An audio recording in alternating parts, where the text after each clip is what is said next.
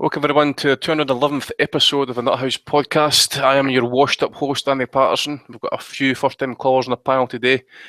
Tom Craze, Dom McNamara. I've got one of our regular callers, Ryan Scally, on, and also one of the hardcore, old school members of the podcast, Kurt Ward. We're hoping to get Steve Wellens on from Vegas. Tommy's absolutely fucked, so anybody wanting to hear from Tommy, he can't speak. Probably because he wanked himself into oblivion last night after getting a wee kiss off Michelle Phelps.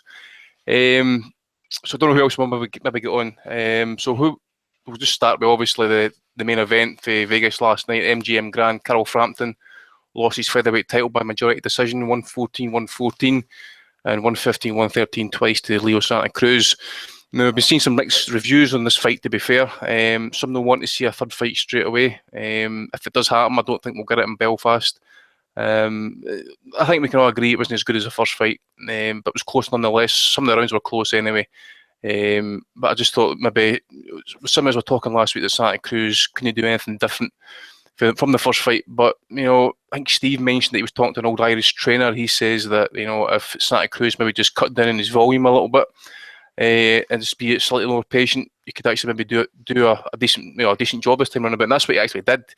Was far more patient. Jab was working supreme. Good left hooks to the body. At times, Frampton didn't seem to be panicking as such. I think he maybe slightly overconfident. But in the end, I think Santa Cruz was probably a worthy winner. 160-112. I had it. He used his height, used his reach far better. I did think, going into the sixth, I think up to that point, Santa Cruz was probably, as I say, in control of the fight. Frampton did try to force matters from time to time. Sometimes it did look like he was a bit sloppy. He was missing from his shots sometimes. Well, maybe going down the stretch, he was missing his shots a little bit too much, probably because he was getting desperate. I think he kind of knew he was actually losing the fight. Whereas I think Shane McGuigan says between the 8th and 9th round he was maybe down a point. But what we'll do is we'll get some of the new callers on first. I'll get Dom McNamara, who I believe is from Ireland. Dom, mate, how did you score the fight, and what do you think of the fight in general? Yeah, I only gave Frampton 4 rounds. Like we were saying earlier, I didn't want to score any of the rounds even, so I just gave it 8-4 to Leo Santa Cruz. I had Santa Cruz straight away. First round, came out, established the jab, boxed, kept the range. He was immaculate, stuck to the game plan. He kind of lost his way a bit in the mid rounds.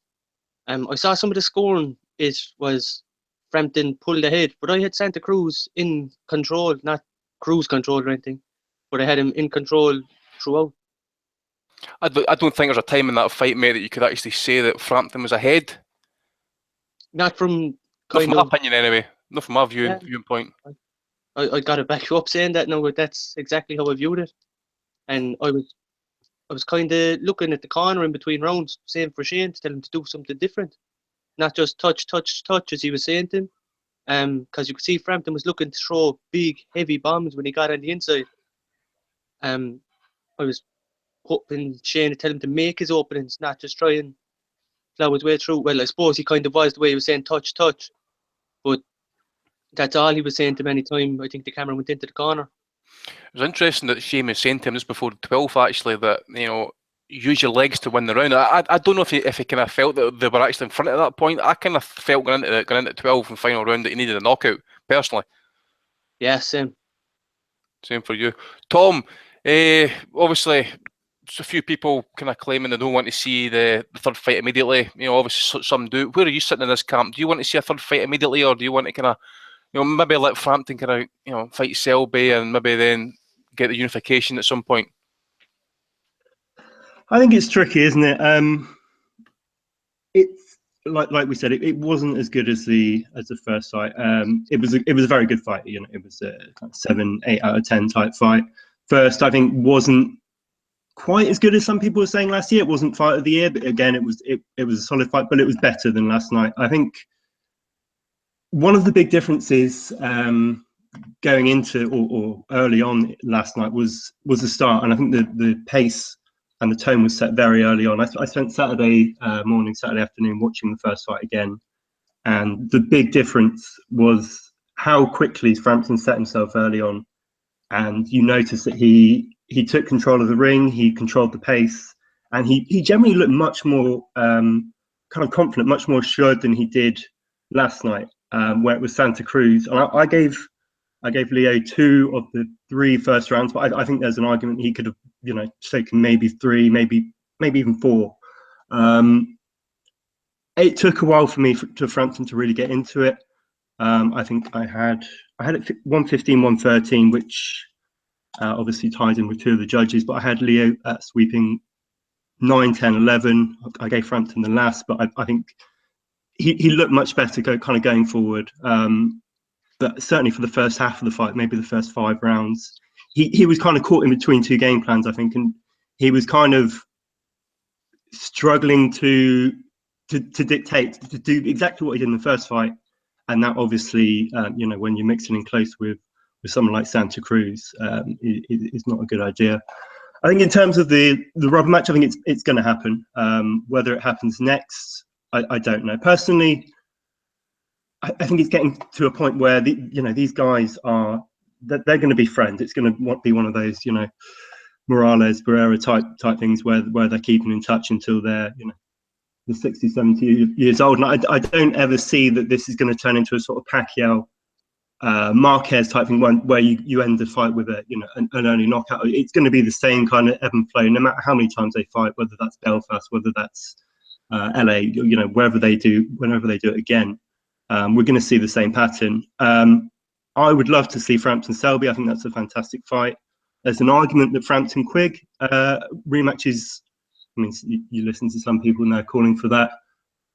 The first fight was shit. Let's face it. So I've got no real desire to see that. But again, I think that's probably one that might happen. Give me Frampton-Selby in the UK, maybe September, and then maybe think about the third fight next year. Ryan, was it more a case last night, or probably a kind of case of 2 tails actually? Frampton probably slightly overconfident, and then perhaps, obviously the game plan, as Tom stated, from Leo Santa Cruz was pretty much on point last night. Yeah, probably a bit of both. I mean, Santa Cruz boxed really outstanding.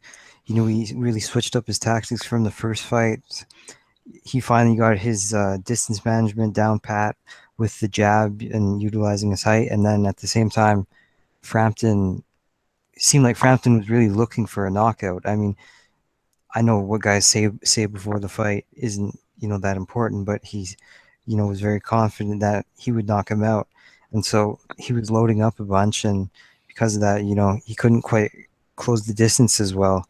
And plus Santa Cruz sitting back, didn't come right onto his shots. So I think it kind of played into Santa Cruz's hands, but fair play to Santa Cruz because he boxed really well. As for after the fight, I mean, the ideal scenario would be a rematch in Belfast, but that seems really unlikely. So, I mean, you can't go wrong with a Frampton versus Selby fight. It's still for IBF world title. And, Santa Cruz has a bunch of fights he could do as well. I mean, there's Mares has the regular WBA, Santa Cruz has the super. So if the WBA is actually serious about eliminating all those belts, then they can do another fight in LA. And, there's also Gary Russell in the same Al Haymon stable, and Oscar Valdez, kind of below them. But, yeah, I mean, a rematch would be good. There's a bunch of other options. Just joining us there, actually. Hopefully his Wi-Fi is going to hold up as the award-winning Steve Wellens ringside last night. You there, Steve? Yeah, how am I sounding? Sounding brand new, mate. What digs you in? Is it a flea-ridden shithole you're staying in tonight? No, it's I'm in a strip club, so sorry about the noise. Excellent. Well, put your camera on then so we can see what's happening. Get some No, I'm not really in a strip club. I'm not in at my own hotel. I'm in a fancy hotel, where you get decent Wi-Fi. So tremendous stuff. All right. You sound fine, mate. Ringside last night. Any complaints about the scorecards last night? One would suggest it's slightly far too close. Yeah, I thought Burt Clemency's scorecard was weird because he gave Frampton like 6 rounds in a row, and then he had to tighten it up at the end by giving Santa Cruz like 4 or 5 rounds in a row. I thought it was strange. I had it 115, 113 myself. I wouldn't to Santa Cruz. I wouldn't argue with 116, 112 either. I thought he was a worthy winner. Carl just couldn't seem to close the distance, close the gap. we knew that Leo had to go onto the back foot and start using the jab and maybe not throw as many punches this time around. And that's what he did. It was the perfect game plan, really. And he got the jab going early, and Carl lost the first 2 rounds for me. So he was always playing catch-up in the fight. He wasn't able to get a foothold, and Shane McGuigan was saying that last time. As if they didn't expect Leo to be able to fight that way. They thought he was only going to be throwing 1,000 punches. That's the only thing he can do. He showed a different style. He won. I thought he was a worthy winner. Carl admitted that himself. The third fight, you know what? Boxing's a funny game, Andy. I wouldn't be surprised if the third fight never happened. I think that if Santa Cruz has got the blueprint now, they might look to someone like a Mares or somebody who's short and is going to come forward and fight on equal terms with Frampton. Because if you look at that fight last night, right, maybe that's the way the Selby fight would go too. Another guy who's tall, good jab. That style's all wrong for Frampton if they can implement that. So anyway, Belfast ain't happening. I can't see Santa Cruz coming for Belfast for 1 single second. He'll want to fight the rematch in Los Angeles, and they'll end up compromising maybe on Las Vegas, or it might not even happen at all.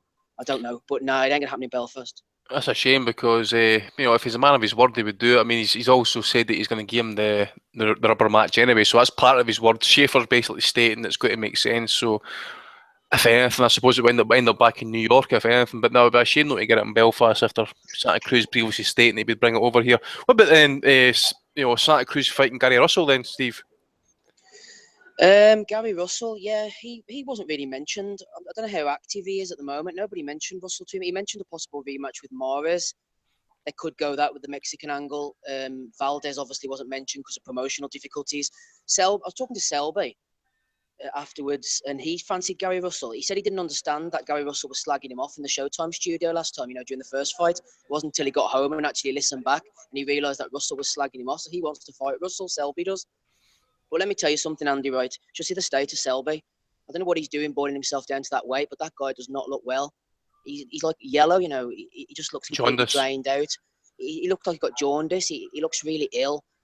And he said that he feels terrible. And he said he couldn't even cry after the weigh-in because he was that upset, but he couldn't get the tears because he was that dry. The guy does not look well, man.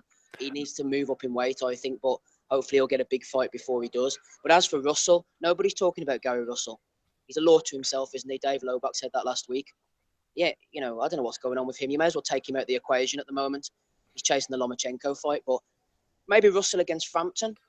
But Russell's hand speed, I think, would maybe give him a few problems. But yeah.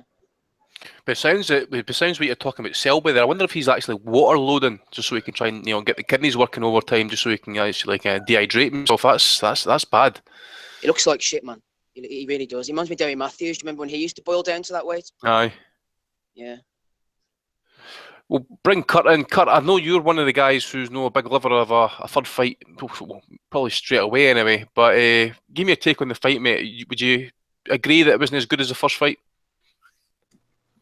Yeah, I think definitely. I mean, it was going to be hard to live up to the first fight, the way they fought. And I think for Santa Cruz, if he fought the way he did the first time, it was always going to be a tougher fight for him, and he had to change it. I was disappointed in Frampton. I was disappointed in Shane McGuigan as much as I was impressed by Leo Santa Cruz, to be honest. I mean, it reminded me of James DeGale against George Groves, where one guy completely stumps the other guy by changing tactics, and they just didn't expect it. And I just think in this sport, when you're at the top level, surely you have to have some kind of plan B, and there was just no plan B. I think Frampton, one thing he believed that Santa Cruz couldn't hurt him, and he believed Santa Cruz would just come walking into him, same as he did before, and it never happened. And he was loading up on a lot of shots. He looked sloppy. He was getting caught, and he couldn't deal with the jab for the first 2 rounds. He really couldn't. And once he was playing catch up, it was hard for him to get back in it. And I think Santa Cruz was confident, and from the early pace that he set with the jabs. And when Frampton did get inside, I think Santa Cruz was going to his body a lot. Also, Showtime said Frampton was almost 140 pounds in the ring last night. I don't know whether that's usual for him. I don't know, but Santa Cruz was targeting his body a lot more, I thought, in this fight than the first fight. And I just think it was really impressive tactics by Santa Cruz. It's one thing, having a game plan. You can have the best game plan in the world, but doing it in the fight is different, especially when you're going against your natural instincts. Every round, I think he wanted to have a tear up. We know that's the type of fighter he is. But, his dad, his team have put this plan together and they've told him to, rein it in a bit, and it got him the win. I think, Frampton was disappointing, and he'll look back with a lot of regrets that, if he had another game plan, if he tried a few different things, maybe things could have been different. But he just seemed a bit flatter to me in this fight, and it wasn't as good. And like I said, I got no problem with a third fight happening. It makes sense, but I'd rather see them have a couple of different opponents in the meantime. And you talk about Selby, Gary Russell Jr. Either of those guys. I think Santa Cruz will go with Mares. It makes sense. It's an easier fight, I'd say, after 2 tough fights for him. But Selby and Gary Russell Jr. against either of those guys, boxing fans can't complain at those. Does anybody agree that maybe Frampton did get a bit, frustrated last night? Because, as I say, it did look like Santa Cruz just refused to lead, and when he did lead, he kind of then let his shots off, he'd be back off again. But then when Frampton kind of committed himself to do it, I thought he was getting caught quite regularly. Right uppercut was getting brought into play. Kurt says, as you mentioned, Kurt, as well, as it was there was one round I remember was he'd actually landed 4 or 5 left hooks to the body in quick succession, and Frampton felt them and they backed it up. He had to back up a wee bit, and just people say probably just the fact that if he did work the body, he wasn't going to be as active. So it's a bit of a shame. But Jack Rathbone actually just mentioned on the scorecards here, anybody can take up this one if they want, but it says here, not a question, but Hay and Fraught scoring 5 rounds combined and even at halfway is mental. Also, both totally contradicted each other's analysis regarding Frampton's success at range or up close. It's completely baffling. After 9 rounds, they said Leo Santa Cruz was fading and not effective. Then 10 and 11 agreed with Adam Smith saying how well Leo Santa Cruz was boxing. What did you make of the fucking Laurel and Hardy last night? It's not really out of the ordinary, is it? Let's be fair. I mean, they both gonna, if they give a 10-10 round, that usually signals that Frampton's lost the round or the British fighter's lost the round, and they just don't want to say that, so they give him a 10-10. But I mean, the amount of 10-10s, I mean, these two would have been great judges in like the 70s and the 60s for all these 10-10s. I mean, come on. I know there was close rounds, fair enough, and I got no problem with someone giving a 10-10, but Frotch seems to do it, most of the rounds, and it's just because he doesn't want to give the guy who's Sky or whoever are backing, he doesn't want to give the round to them. I mean, come on, it's Santa Cruz won that fight. I think it's fairly obvious he did. No, I've got another regular just jumped on the call here. Dave the Hater, I think he's somewhere up in Aspen or something. Dave, I think you watched the fight last night, mate. Give me your analysis on it and how did you score the fight? I think you had Leo Santa Cruz pretty worthy winner. Yeah, my stream went down in the 7th, 8th, or the 6th, 7th, and 8th rounds, so I couldn't score them, but I figure it was about 8-4, 7-5 Santa Cruz. I just have to rewatch it. Most of the rounds I saw, he won, and Frampton won rounds by really not being Frampton. It wasn't really his movement and countering, which is what won him the first fight, that won him rounds in this fight. He was forced to go out of his comfort zone and pressure Santa Cruz against the ropes. We actually said this last week when we discussed what tactics do you think would work for Santa Cruz to get the decision over Frampton. And we said, I think we kind of came to a consensus that maybe he should try sticking the jab, moving a little bit, boxing. And that's what he did, and it worked brilliantly, especially early on. Also had a phenomenal 9th round and 11th round. I think he was feeling the pace less than Frampton. Would have liked to see him sit down on those shots a little bit more, though. I think that he could have actually hurt the tireder Frampton late in the fight, but he was really just looking for clean scoring blows more than power shots, and he got tons of them. The body work was also overlooked, I think, by the judges, especially the judge who had it a draw. Those left hooks to the body were landed over and over again, and it was just the cleanliness of the shots. Like Frampton's were almost all glancing shots. But to be fair to him, I respect his heart and his drive, because he did try very hard to push the fight and push the action late when he knew he was down. Not so sure about his corner's advice, telling him to win the 12th round with his feet when he should have been clearly down at the time. He really needed a knockdown or a knockout, I think, to win that fight last night. Yeah, I felt so the same. I felt around about, as I said to the guys before he came on there at round 12, Shane was saying basically, use your legs. I kind of felt that. I don't know if it was, just basically say use your legs to win the round or whatever, but I kind of took that as I kind of like say, it's just kind of keep out of damage control. But I kind of felt at that point like he needed a knockout to win the fight at that point. But Tom, you heard a few of the boys saying they're not really over enamoured about a third fight immediately. If that third fight was made immediately, would you basically put Santa Cruz up as a betting favourite? Think he's got Frampton's number now, got him figured out? I think we'd be looking at something very similar in terms of the odds from last night. I think a lot is going to depend, obviously, on where that fight is staged. But I would imagine going up for the rubber match, it would basically a slight reversal of what we saw going into last night. I imagine Santa Cruz would probably be 8-13, 8-11, but it's going to be. Certainly in the UK and Europe, in terms of the pricing tier, it's going to be, the money is always going to be ending up on Frampton. So it's going to be fairly even.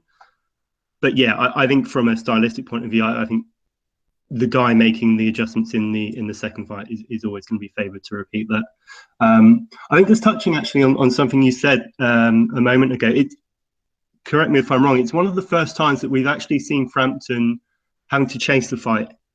He's a very, very good front runner, and especially after, say, again, looking back to, say, the Quick fight or the first Santa Cruz fight, he was the one kind of leading the way. And it struck me last night that he was the one actually from a very early stage, he was chasing.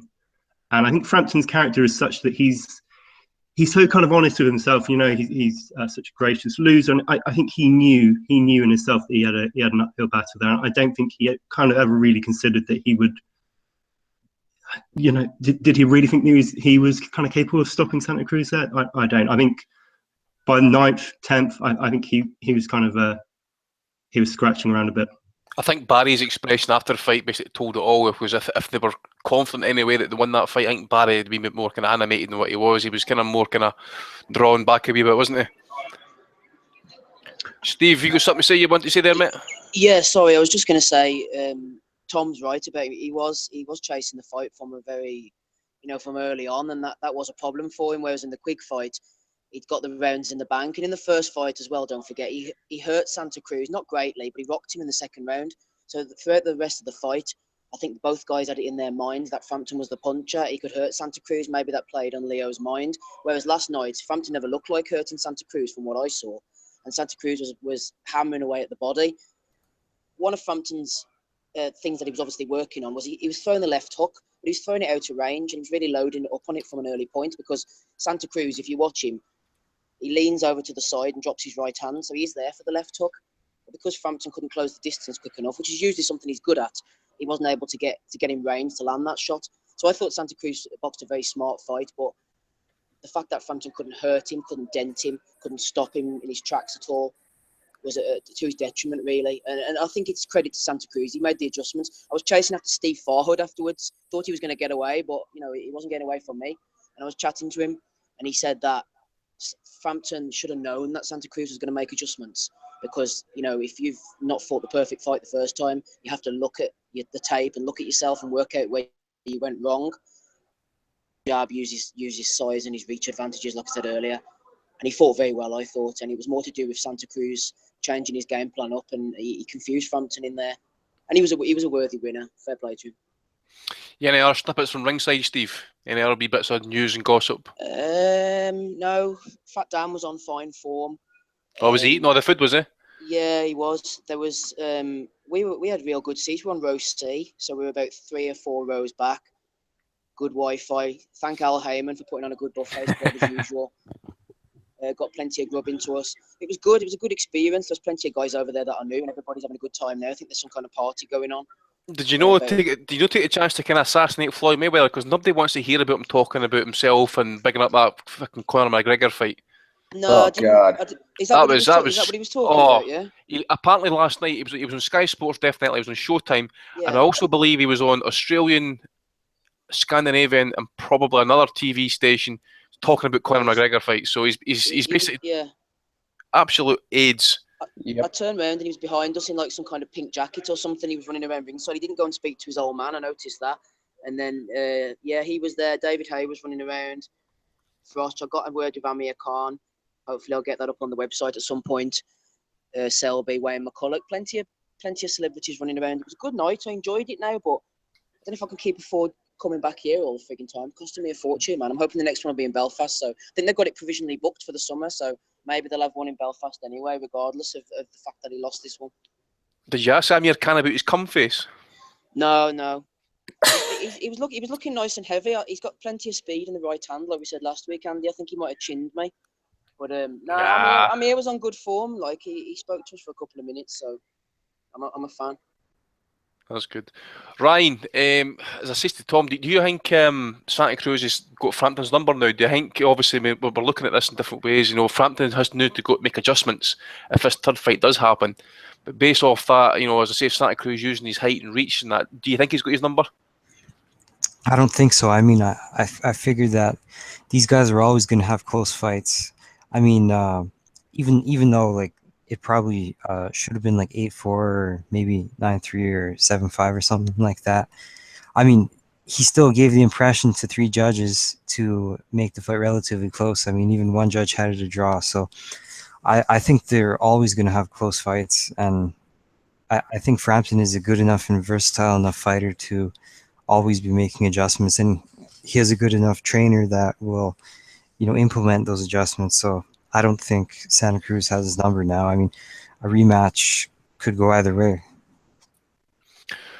Dom, final word to you, mate, just before we move on to the other fights on the course of the night. Sorry, you know, what do you think is Frampton going to do different from last night? You're on mute, by the way, as well, mate.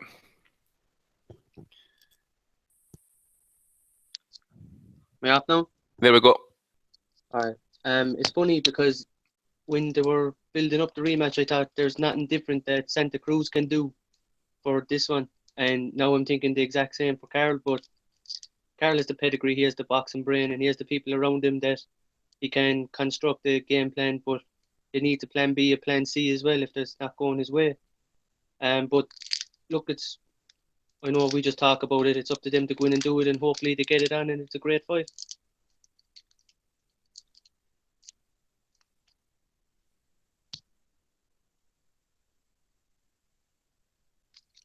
I'm not convinced by this talk of his boxing brain. I think he gets by on athleticism for a significant part. He can follow a game plan, but I don't think he's very good at making adjustments.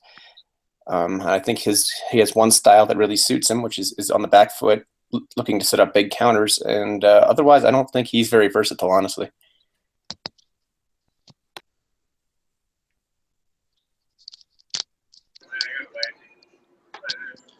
Here, Andy. I don't know where you are, but I was going to say, whenever I was leaving last night, whenever I was leaving the arena last night, I thought the fighting was over, but I went into one of these local convenience stores to get some milk because I wanted a brew when I got back into the hotel. And this crackhead and a security guard having a bit of a Barney. Next thing you know, fight broke out. 2 of them wrestling across the floor of the store. Women screaming, called the police. Like these 2 boys punching the heads off each other. It was funny. So they were smashing the place up. And the security guard got himself roughed up a bit by this Roger Mayweather lookalike. So Las Vegas is a rare place. A rare species indeed. More competitive than a Hearn card, Steve, yeah? Yeah, I'd like to see this crackhead be bought over. I'd say that he wouldn't take too much money, you know, and he's better than some of these pregnant Latvians that you talk about, Kurt. Just on the undercard, actually, we discussed it last week about Mikey Garcia. You know, obviously he wasn't maybe entitled to this title shot, but he got the shot nonetheless, and he's took it in emphatic fashion, actually. Stopping Garcia-Zlaticanin, or Zlaticanin, however you want to pronounce it, in 3 rounds. What can you say? Really, it was savage. You know, it was dominant from the start. Garcia. I don't think there's really much we can actually discuss in this fight, other than the fact is he was on point. Jab was crisp. You know, Dejan was probably coming forward, but he was in major trouble straight away from when the fight started. High guard, low head movement. He seemed kind of inclined to move over or lean over on his lead foot, and that's what saw him take the uppercuts. And it was a right uppercut that basically rewired his brain in the 3rd round. And then a good right hand or right hook basically switched the lights off for good. So basically, guys, based off that performance, does anybody believe that Linares or the winner of Crawler is going to want that business? Hell no. Fucking hell. Based off that performance last night, I don't think Minnie's going to be vying for that fight with Mikey Garcia, guys. How Garcia phenomenal move up would anyway. the Lomachenko fight be? It's going to be a good one, actually. But then, look at the size of Garcia last night. I don't know what he was in the ring last night. He must have been pushing about the high 140s anyway. But fucking hell, I mean, he looked like a different weight class compared to Zlaticanin, in my opinion. So if you're going to look at the Lomachenko fight, you're looking at it probably up at lightweight. And I can't see Garcia hanging around for much longer. Maybe he'll hang around lightweight for this year to get some unification fights in. But if that fight's going to happen, it's going to happen at maybe light welterweight, guys. My opinion. What about you, Dom? Yeah, can you hear me? Yeah, I can hear you. Yeah, he looked absolutely huge inside there. And I was just comparing him to the opponent. I know he got him out of there early, but there were two monster shots loaded up with him. Oh, Jesus. Yeah, it'll have to be up at the next weight, I think, if he's fighting Lomachenko. Ryan, what's your thoughts on that fight, mate? I mean, there's no really much you can say about it. It was just, class personified, I suppose, from Mikey Garcia. Yes, Zlaticanin was tailor-made for him. And, even though Dejan's had quite a bit of success at lightweight, beating like Burns, Petrov, and Redcatch, I mean, I still think he's too small for the weight. I mean, he compared to other lightweights, he's not even that lean. Like, he looks like he could easily drop another 5 pounds to get down to 130. Now, obviously, credit to him for overcoming the height disadvantage that he fights with at 135. But once you go against a guy like Mikey, he's just out of his depth. He's, aside from being completely outclassed, he's also too small. And I mean, the betting line on this fight was like highway robbery. Mikey was, I think in the fraction odds that you guys use, he was 2-1 or something like that, minus 200 over here. So that was pretty much stealing. So yeah, it was just a different class. I mean, I saw some people that were thinking Mikey was going to get knocked out, and I was like, no way. There were a lot of the, I think it was some of the anti-matchroom trolls that were really riding Zlaticanin, Zlaticanin, we call them both, the pundits call them one. Yeah, there was a lot of Garcia haters out there on Twitter last night. Well, anyways, as I says, I really don't know if these 2 years out, Tom, is actually going to do him any good, because he's 29. He should be in his physical peak just now. I suppose he's not been fighting for the last 2 years, so he's not been taking any sort of kind of batterings or any beatings and stuff. So he should be relatively fresh. So potentially we're looking at this guy now just entering his physical peak, and he's just basically going to be, well, possibly be the next pay-per-view star, is what maybe Richard Schaefer's now saying. And give him his due as well. Donny Baseball did say as well that potentially that Bob Arum is trying to build this guy up as the heir apparent to take over from Manny Pacquiao at one point. Well, I think, I mean, I've been banging on about Garcia, as anyone who kind of follows me on Twitter will know. I think he's an elite kind of level fighter, whether that's top 10, top 5. I think on form, he's as good as anyone within sort of 5 pounds or thereabouts to that weight. I'm not quite sure what's going on with him promotionally at the moment. I have a feeling he's still a free agent, obviously after kind of falling out with Bob and so on. But I think he's that good. The thing about last night, and it reminded me of two sort of semi-recent fights. One was Broner against Gavin Rees. And the size difference, you've got Zlaticanin, this kind of little stocky guy who's a good fighter. And this is the thing, Garcia-Zlaticanin was a good fight, but Garcia is just a level above. And the other one it reminded me of was actually Crawford versus Postol. So you've got a very good fighter in Postol or in Zlaticanin, but then you've got a Garcia or a Crawford, who, by the way, that's a fantastic fight if that ever gets made. They're just the kind of the next level above. I don't think Garcia is ever going to be this crossover kind of mainstream fighter, but he's seriously good. And I think I think he probably stops Linares. I think Linares beats Crawler, so that's kind of moot point, really. Oh, did Linares no actually duck Dejan claiming an injury or whatever? I'm sure he did. But I mean, I suppose, you know, going down the stretch actually at some point, obviously it's not going to happen this year, but you know, I think all boxing fans are going to be kind of looking at, you know, the Crawford fight hopefully happening 140, 147 or whatever. Kurt, I suppose.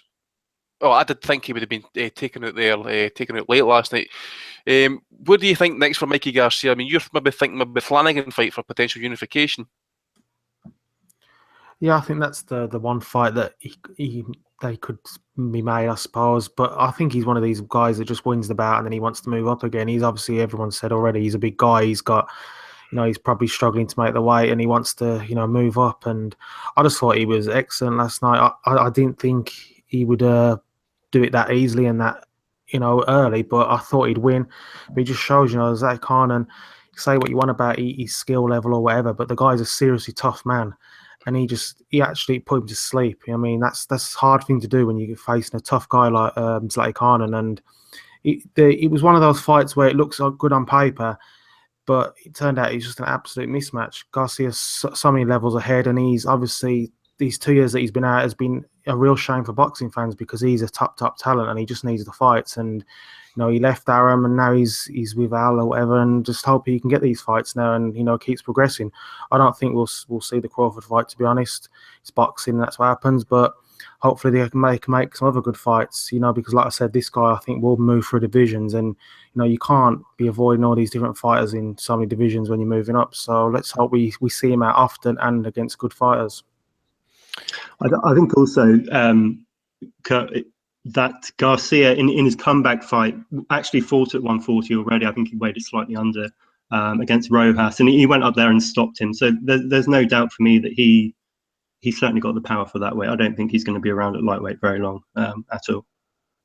So just looking at the rankings, actually, I wonder if they maybe even target, if they kind of get Flanagan. Well, in fact, that's what I was going to ask. Do you think maybe with this BT deal that Frank Warren's got, he can maybe entice to get Garcia over here for Flanagan? Nah, I don't see it myself.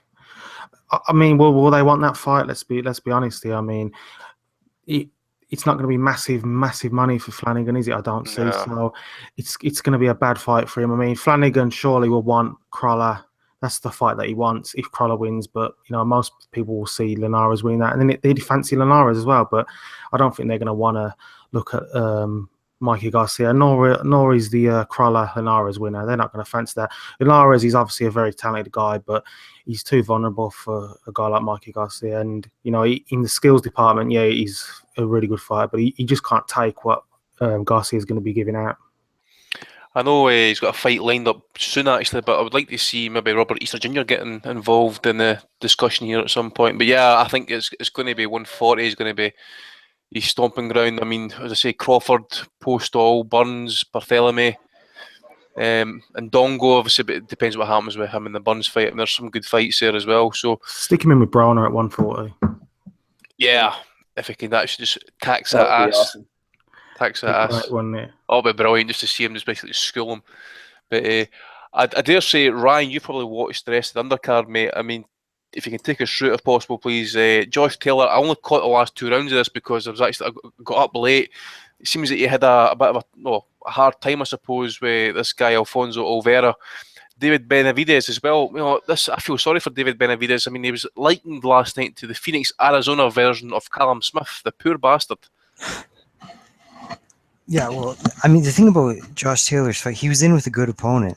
I mean, Olveira's a tough guy. You know, he fought Sandor Bekrakmanov on the TMT card in Las Vegas, and he got robbed. And, you know, that's undefeated guy from Uzbekistan with a deep amateur background, and he probably should have beat him. So he's a good fighter, and this was always the kind of fight that Josh Taylor needed because he needs rounds and he needs resistance. You know, he can't just knock everyone over. You know, he's got to get a learning curve and get some learning fights, and this was a perfect one, especially for a guy with 8 fights. You know, yeah, he got hit a bit, but Olveira's awkward. He's tall. He's got really long arms, and it was the type of opponent that posed all the right problems, and Taylor will learn a lot going forward from that fight. You know, he still showed some good offense in glimpses, and he hurt him quite a few times. So I thought overall it was a solid performance. You know, I think he's only going to get better from that fight, and he'll learn a lot from it. You know, as for Benavidez, Benavidez obviously looks great. I've been high on him before. He's looked good in all his other fights. Mamajonov was a blown up 154 pounder, so it was kind of just a knockover job. But yeah, I mean, he's really good. I expect him to go pretty far, and he's only 20 years old, so I think he's got a big future ahead of him.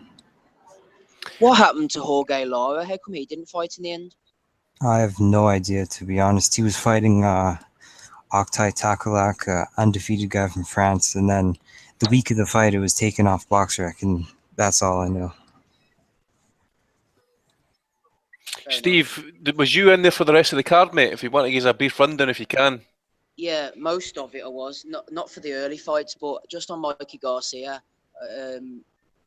Apparently, he was saying afterwards that he's a promotionally free agent at the moment, even though he's working with Richard Schaefer. So technically, he should be able to do what he wants. But that's good. He's not going to be. I don't think he'll be doing business with Bob Arum anytime soon. Although he said he's willing to fight Lomachenko if he moves up to 135, and I do believe him because I tell you what, that knockout last night, that was just absolutely brutal. I was tweeting out. It was one of those fights where everyone thought that most people thought Garcia was going to win. But we thought it was a relatively even. It was going to be a competitive fight that would go long. But it became very apparent very quickly that it was a one-sided affair, and Garcia was just too big, too strong. He punched too hard and too straight for Zlaticanin. He was never in the fight. And the knockout, it was a bad one because he stunned Zlaticanin, who then became a sitting duck on the ropes, and he was no defence whatsoever for that right hand at the end. It was a bad one. I was actually quite concerned for him for a few minutes afterwards. Really, he was down for a long time, wasn't he? I seen him on Facebook this morning. Actually, he's just messaged saying that he's okay and that, and he never said anything if he's going to keep fighting and that. I don't know if the translator was wrong, but it just basically said that it was done. So I don't know if that means if he's retired or anything like that. I'll need to try and get in touch with him to see how he is. Yeah, it's early days. Like, I mean, you know, he would have had to try his head sewed back on last night because that was one hell of a knockout win for Garcia. And then who else was on? Benavidez. Yeah, I like the look of him, but then you can't really tell because the kid he was up against was like a couple of weight divisions lower than him. I think he was an Uzbek or Azerbaijani or something, and Benavidez was just hammering him to the body, and he looked very tall and very strong. I like the look of him, but we're going to have to see him against bigger opposition than that. And then Josh Taylor was on as well, wasn't he? I thought that was a good fight for him, actually. They were saying in the build-up that they were looking to they offered Josh Taylor Miguel Vasquez for this fight. Seriously? That's what somebody said. That'd have been a horrible fight. I'm only 7-0, you know, I don't think so. But that's what they were talking about, yeah. That'd have been a horrible fight, honest to God. It would have been, wouldn't it? But that kid they put him in against was actually okay. There's low blows and there's low blows. The one Josh Taylor caught him with was one hell of a low blow. And then later on he got a point deducted, which I didn't think it was a low blow for the second one. But referee Vic Drakulic, it wasn't quite on the ball with that one. But it was a good learning fight for Taylor. I think I saw on Twitter people criticising him, but the thing is with Twitter, it's either one extreme or the other. There's no middle ground, is there? You're either the best thing since sliced bread or you're absolute shit. And I think it was just a decent performance by Taylor. He looked okay. He was in against a good opponent. Nothing more than that. We'll just move on and see what he does next. But just finally, Andy, in case I get cut off, because I think it's getting a bit rough here. Regarding Barros, the Selby opponent, I don't know where the truth lies with him, but originally we thought that he had hepatitis and that was why the fight was called off. But I don't know what you guys have heard. Apparently they retested it or whatever and it came back negative. So he might not have hepatitis after all that. I mean, do you not know anything? I forget who tweeted it out, but there was like a scanned copy of the medical results. Apparently, he was tested positive for hepatitis C. Now, I'm not a doctor, obviously, but I'm sure that's blood-to-blood contact. So I don't know if I don't know what he's been up to, but if he's been retested again, then and if he's been passed, obviously you would think that word would have been put out there by now, or you think Barrios' team would have basically put word out there by now. You got to feel sorry for the Sanagars as well, I suppose. Yeah, no, I felt sorry for Selby. I mean, obviously, if he's got hepatitis of any form, the fight can't go ahead. I mean, that stands to reason. And I hope Selby will get some kind of compensation, for his training camp or whatever, because he fulfilled all of his contractual obligations. And that guy struggles, as we said earlier, to make weight as it is. So I hope they do throw him a few pounds or whatever. I don't know how that works or what the PBC will do. It's early days, like he said himself, about giving him assurances as to when he's going to fight again. Although apparently Abner Mares fancies the fight, he says. They're talking about them two fighting. But as for Barros, I mean, if it's come back negative or whatever, and the fight could have gone ahead, I don't know. But that could just be conjecture at this point. But if he's got hepatitis, he can't fight, and that's obvious. But anyway, boys, I'm going to hit the road here, and I'll speak to you next week, okay? All the best, Steve. Cheers, mate. Thanks, lads. Bye. Dom McNamara, you any final comments on this card, mate, before we move on to the HBO stuff? No, just fire on, work away. No worries. Well, I'll come to you first in regards to the HBO card. Obviously, for Fantasy Springs Casino in Idaho, California, it was the main event and the co-main event was just unbridled savagery. It's all we can say about that, really. The main event, Francisco Vargas, he lost his £130 title. I think it stopped in the 11th round of Miguel Berchelt. Now, I've got to be honest, Berchelt, I haven't seen him since he actually fought George Jupp, and he was absolutely fantastic last night. Interesting on the scorecards that they had it level, and the other two had Berchelt up. I didn't really score it as such. I did think that Berchelt was actually in front, but it wasn't boxing. It was fighting, pure guts, pure bravery as well. But it was, if you just look at Berchelt, he proved to many he's not to be slept on as well. Vargas, of course, he's had those two brutal fights beforehand with Salido and obviously with Takahashi Miura. But again, badly cut again there last night. I don't know if anybody's seen the before and after picture. Actually, there was like a hell of a lot of scar tissue above his left eye, and it looks like it's not really been operated on. They really need to kind of scrape that stuff away and really kind of get it sorted out. Maybe even plastic surgery or whatever it was. But you got to give it to Berchelt. He sees his opportunity. He was consistent with his 1-2s. Brutal shots. I think in the end, the referee was really looking for an opportunity to get that fight stopped sooner than he could. And Roy Jones basically pleading as well to get the fight stopped, and that's what happened. Give me your take on the fight, Dom. Can you actually come to me for the Miura Roman one? I've seen that one. I haven't seen the... You've not seen that one yet, mate? Okay. Yeah. Tom, you want to take that one up, mate? Yeah, sure. I mean, it was a good fight, first and foremost. It got a bit nasty towards the end. It turned... First sort of 4 or 5 rounds were competitive back and forth, as you'd expect from a Vargas fight, really.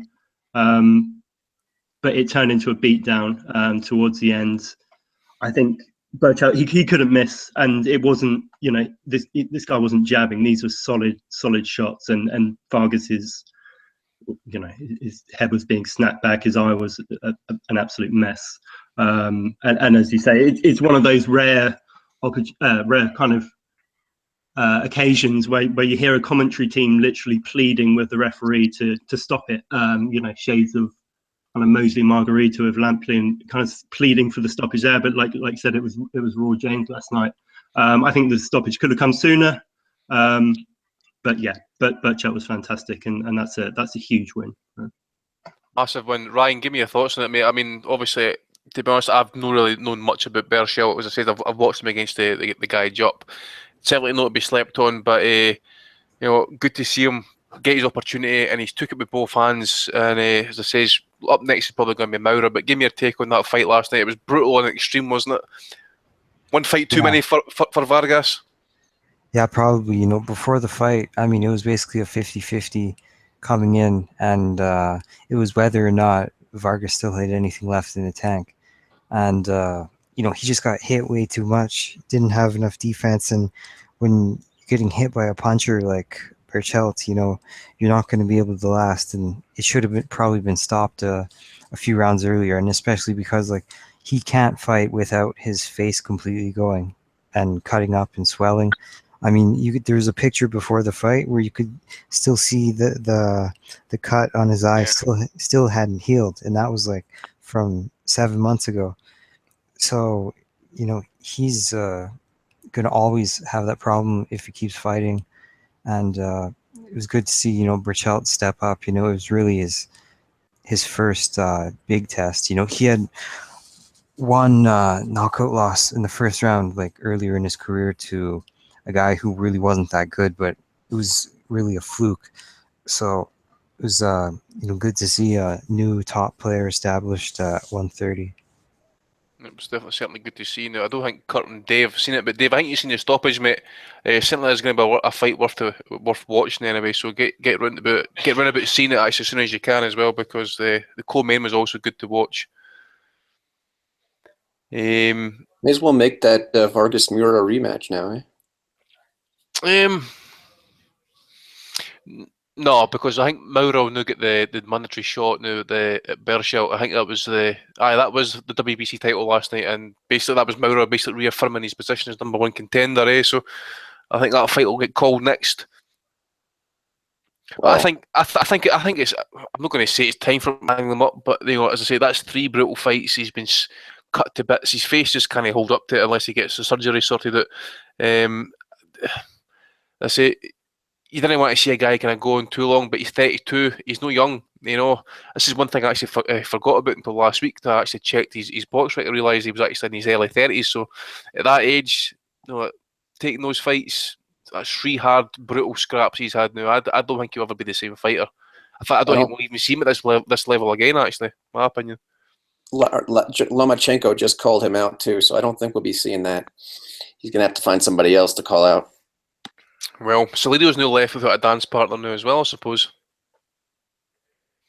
But anyways, I suppose we'll go into the other fight. I mean, I would probably say as well, this card was, I'm not going to go too heavy on it, but I would probably say it was far more exciting than the one we got for Showtime last night. Okay, there wasn't a lot of kind of technical ability getting showed or whatever, but it was brutal and extreme. But Dom, I'll get you into this point now, mate. The Takahashi Maura Miko Roman fight. 12-round stoppage win for Takahashi Maura. Dropped Roman 3 times. That left hook to the body for the first knockdown in the 10th round. That was a grim reaper of a left hook, actually. How the fuck Roman got up from that, actually? He was a brave boy getting up from that shot. Oh, he was blessed. It was at the end of the round. Oh, what? He was blessed. I just have a few things written down about this. There at the start of the fight, it was really messy because of the clashing styles and the tangles of feet. And the referee constantly reiterating it, watch the feet. Jesus Christ, what are you on about, fella? As it started to go over, it started to heat up a bit. And then in the 4th round, Miura starts getting pissy with the ref. He starts mounting after him. And he just opens up, and that was the 1st round he won. He won the next 2, and then Miura started pulling away, and then he did the work to the body and just destroyed him in the 12th. Absolutely brutal as a fight went on. But one thing I did think, though, Ryan, was the fact when the fight got inside, I really just didn't think that Maura really had the game plan inside, because if you look at it, Roman was really working that body big time. If you look at Maura, he was kind of like trying to push him off slightly so he could get some punching range. But when he did manage to kind of like get his range sorted out, my fuck, did he kind of work those left hands right down the solar plexus, body, head. He was unloading with everything possible with brutal shots. Yeah, Mir doesn't like to fight inside, so when Roman got up close, he was trying to hold and then break, so then he could get into range for that left hand. He was really loading up. Like in round 7, he was throwing the kitchen sink at him, and he couldn't get him out of there. Roman is a really tough guy. He went to Spain earlier this year and beat Hulihiner in what was one of the better fights of last year. So, I mean, he worked his way back from having like 11 losses, and then he had 18 wins in a row. And, he's always been an action fighter.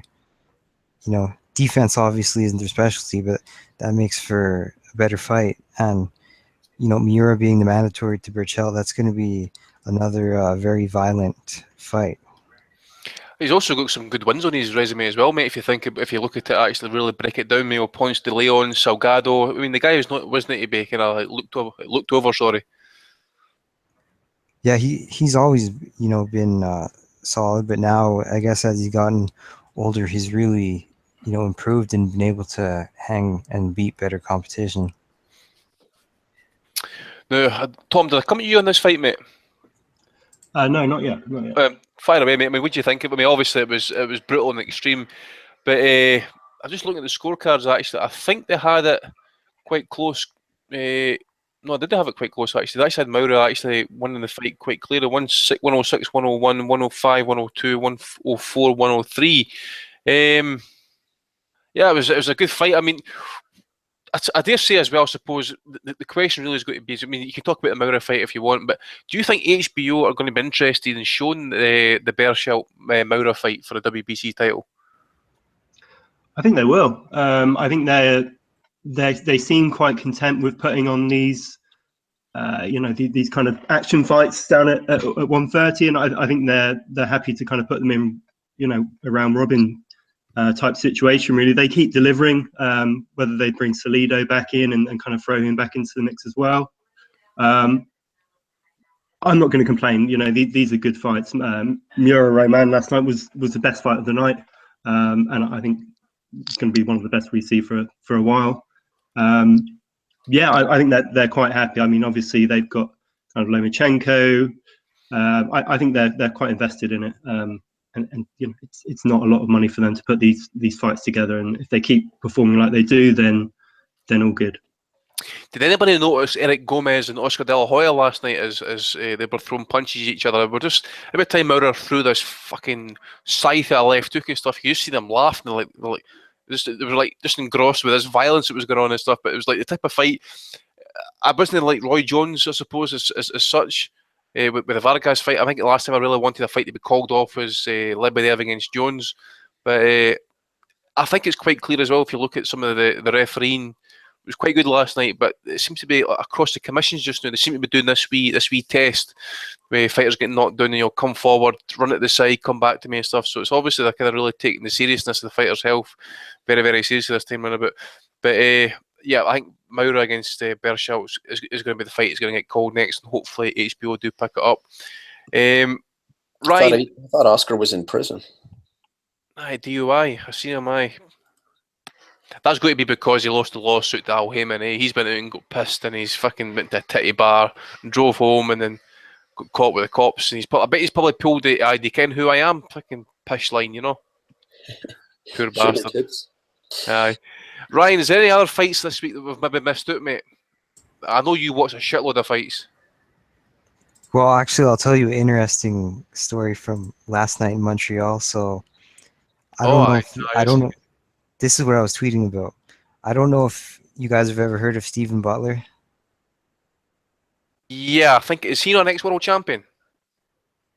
No, he's a Canadian guy from Montreal. He was like 18-0-1 going into the fight last night. He's 21 years old. He's never heard of him. A big hyped prospect, and so this was like a battle of two undefeated Canadian 154 pounders. The other was Brandon Cook. He's from Ontario, which, if you don't know Canadian geography, Ontario is right next to Quebec. So he was the road guy, and he probably brought like 400 fans with him there. The attendance was like 5,500. So anyway, Cook stopped Butler in the 7th round, and then someone in the crowd threw an ice bucket at Cook, and it hit him in the head. And then people started throwing shit and fighting all over the place. And it was kind of like a mini riot broke out. And yeah, so that's one thing that happened last night. Second hell, so they're throwing champagne fucking buckets and that at fighters now. It's a bit more upper class compared to chairs and that you get in Argentina. Brings a new meaning to the phrase "ice demand," doesn't it? Oh, what? Huh. So what happened? Did actually was it actually a full bucket full of ice with a bottle in it and just absolutely lobbed it into the ring? Yeah, like it was the bucket of ice with the bottle in it. He threw it in the ring and it hit Cook right in the head. What an asshole. They always say Canadians are such polite, nice, apologetic people. Well, this is Quebec. It's a different region. Well, we'll see if we get some complaints on the YouTube comments and stuff saying, who's this fucking prick? Stylistic nightmare. This pod is way too long. They start talking about absolutely anything. All right, okay. Switch it off, then, you fucking dick. Switch it off, you fucking prick. Don't want to listen, you can't what to do. Right, okay. There's some stuff we can talk about in that. There's a couple of questions come in. Say with Steve being away and that, I've not been really up to speed trying to get things sorted out and stuff. But Ozzie Smith. I actually asked the question last night as to how heavy Santa Cruz walked into the ring last night. Apparently, he weighed about 137 pounds. But anyways, Ozzie Smith's asking, guys, I'll just open up to everyone, so just pile in as you want. Did Frampton's huge gain in weight post weigh-in impact his performance? Apparently, he was up at 140. I think Kurt even mentioned that actually. So, but he said, take nothing away from Santa Cruz. He thought he was excellent, but you think the weight was maybe a contributing factor to Frampton's performance? No, I think he just doesn't have the boxing skills or the boxing brain to think his way through a fight and change it up. It's hard to say because over here we don't get the weights, do we? I mean, this could be nothing unusual for Frampton. Many fighters come in, 10, 12, obviously some even more. We just get to see it because he's fighting on Showtime and in the States. But no, I just think he had nothing really to do with the weight. He was just outfought, I think, outfought and outthought outside the ring before the fight as well, and that's just the way it was.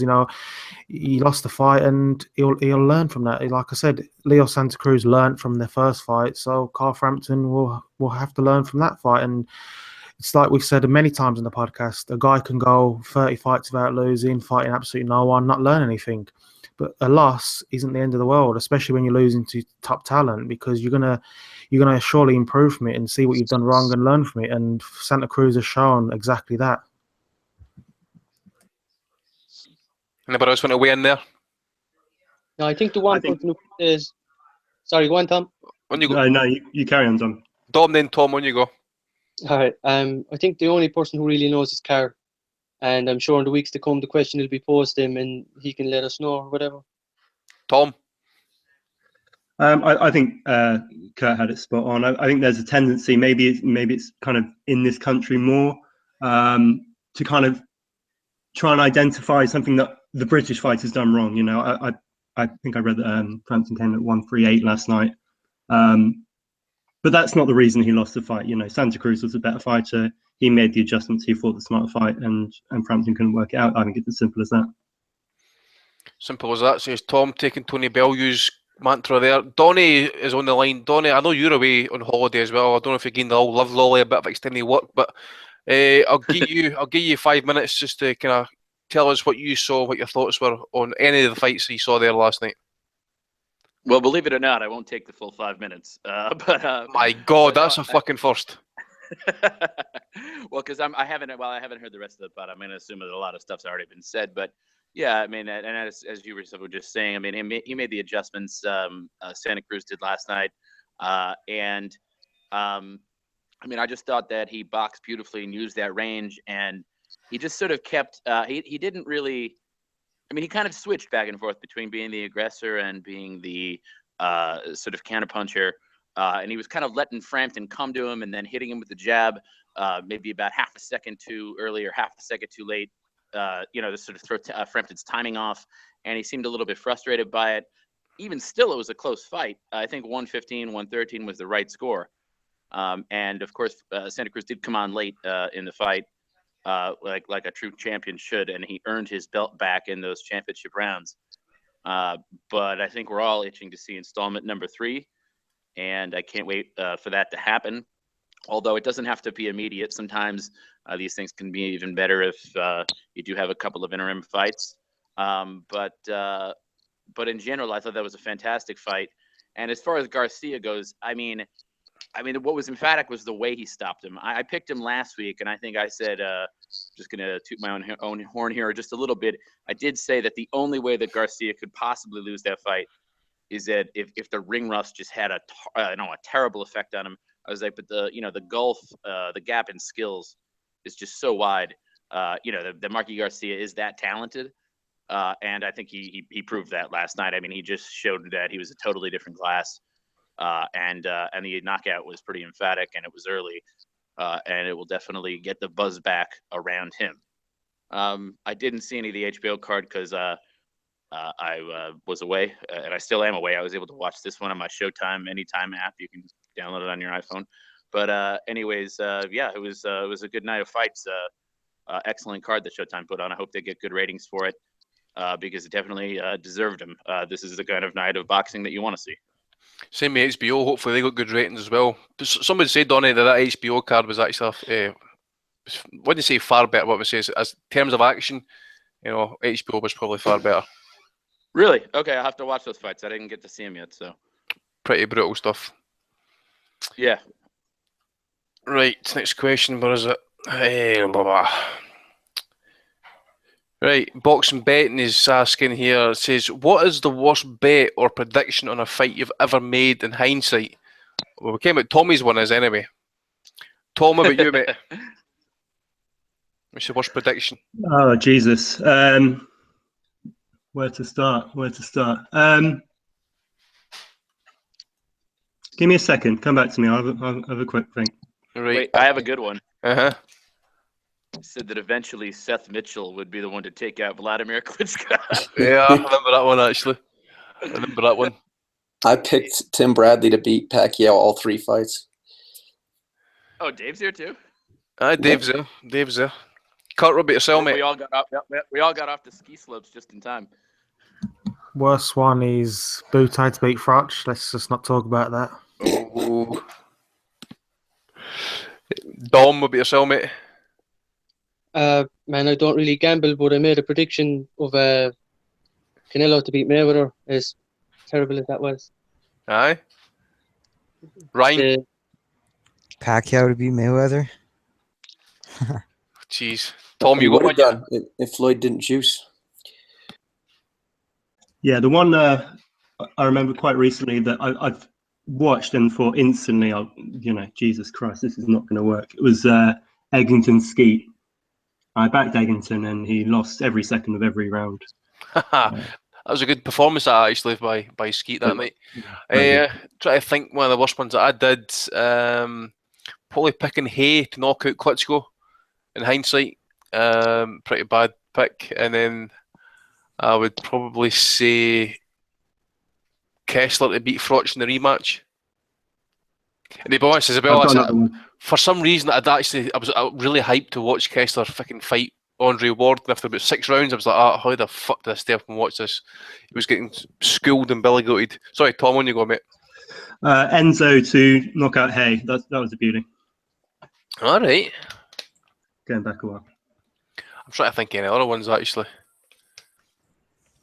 Oh, Donny, what about your one? Donaire against Rigo. Oh yeah, I was pretty sure of that one. But I thought that Rigo was chinny. I didn't realize he was a little sturdier than we gave him credit for. I just assumed that eventually Donaire would find him with the left hook and hold his lights out. And he did. He did find him in the 9th round, but it wasn't enough to finish him. He put him down and he hurt him a little bit, but it wasn't enough. So credit to Rigo for that. But yeah, I didn't say it wasn't going to be a good fight or a close fight. I just thought that eventually Donaire would put him out. I think he is chinny. I just think his defense is top notch. Good. Yeah. Right. I don't think I've got any other questions. I was kind of slow in getting some of these questions sorted out and that, so I've not got much in that time. So basically, I suppose we'll just go into the chat here, what's come out recently. I think it's just come out in the last couple of hours, actually. Tyson Fury. It looks like there's going to be a 3D hearing with the United Kingdom Anti-Doping Agency. I don't know why it's taking this long. Obviously, he's been done, or he's been admitted the use of cocaine. He's not admitting use of PEDs. I think he got caught with traces of, was it nandrolone? I think it was in his system anyway. Yep. What's your take on this, Kurt? I mean, it's taken what? I suppose this was after the Christian Hammer fight. I mean, this is absolutely, it smacks of a cover-up basically sometimes, but I think it's disgusting that we haven't actually had a bit more information on this getting released. And now his cousin, is potentially on the cusp of getting a world title shot as well at the same time. Well, that's the thing. I mean, not only have we got to think about all these guys that are potentially juicing, we know there's probably a lot of them doing it and they haven't been caught yet, and maybe they won't ever get caught. But now you got to worry about, even if they do get caught, are they going to be doing a silent ban? If you remember, Tony Thompson tested positive after the first David Price fight. We never knew about it. We never actually knew about it until after the rematch, after Tony Thompson beat David Price again, that he'd actually he'd failed. Yeah, it was completely covered up, and Tony Thompson was free to go around the world. I think he fought Pulev in that time. He was free to go around the world. I know people say he's got medication, he just made a mistake. But, you know, at the end of the day, it still failed and no one even knew about it. And now you've got, I mean, it doesn't look good. You know, you can be the biggest fan of the Furies all day long, but let's be honest here. You got two fighters from the same camp busted for the same thing. I mean, and Hughie Fury hasn't fought since last April. Tyson Fury obviously hasn't fought since he beat Klitschko. Is that a coincidence as well? Now they're talking about he's fighting Joseph Parker. It looks like that they've both been given bans and it hasn't been brought out. No journalists seem to be able to, or, you know, breach the subject. They just basically any boxing writer in this country is just ignoring it completely. They're talking about the Joseph Parker fight. Well, you know, fans are still wondering what's going on. I mean, if these two guys have been falsely accused, they're not screaming about it. They're not saying it. They're just being silent on it. They've just left it. And so, what does that tell you? I mean, if you've been falsely accused, obviously there's some kind of hearing going on. There's something not right there. You know, both guys. I don't know whether I'm a believer that not everyone who fails is a cheat. I think sometimes mistakes just generally happen, but I think these have both done something. They've obviously taken something. You know, they've got nandrolone in their system, and for whatever reason, it hasn't been cleared up yet. And now, I mean, it's boxing. You know, Eric Morales was tested until he passed. You know, Butte failed, and now he's in a WBC eliminator. And Hughie Fury has failed, and he's going to be fighting for a world title. So that's boxing for you. I mean, no one's surprised, but it'd be nice to get some clarification on it. And not only that, too, but in the modern day, when guys only fight like once or twice a year, and taking a year off, or at least maybe like 9-10 months off, isn't that uncommon. You know, giving a guy a 6-month ban for something isn't really that, you know, I mean, it isn't even really that substantial, even a year ban, because it's like part of that time they were going to be taken off anyways. But the one thing though that's pretty weird to me is it seems like most like times when people, I take the Tony Thompson example out because I actually believe him on that. That was heart medication he got done for, apparently. Yeah. No, it was hydrochlorothiazide, which is like which is you know, is a diuretic, but he's a heavyweight. So why would you know what I mean? Like, he doesn't need. Did they not eventually get a doctor to confirm? Yeah, he got a doctor to say he was or something. I don't know. He showed that he was on it. Yeah, I mean, and not only that, but he's fat too. So being on like high blood pressure medication is exactly, you know, a big guys on his part. But also like, so take that one out though. Aside from that, I never actually heard of anybody getting like this like secret ban. What do the Furies have that like seemingly like they're like kind of not touchable by the, you know, the UK anti-doping or whatever? Because like when Jazza-Dickens tested positive, we found out about it, right? No, who was it? I forget. Galahad. Galahad. That's it. Galahad. I'm sorry. I messed up. Yeah. But I mean, yeah, when other guys have tested positive in the UK, people know about it. But like, how come the Furies? It's like, like you said, it's like really opaque. You know, no one can really figure out what the hell's going on. Because it's a conspiracy, and they're slinging mud around trying to deter the Furies so that Joshua is protected. Well, the thing is, I'm pretty sure the Furies went to social media and says that they were going to sue whoever was involved and stuff. I mean, was the B sample ever tested? Did that come back dirty? I mean, nobody knows. Exactly. Does anybody know? Tom, do you know anything that I don't know? I had heard the B sample was clean.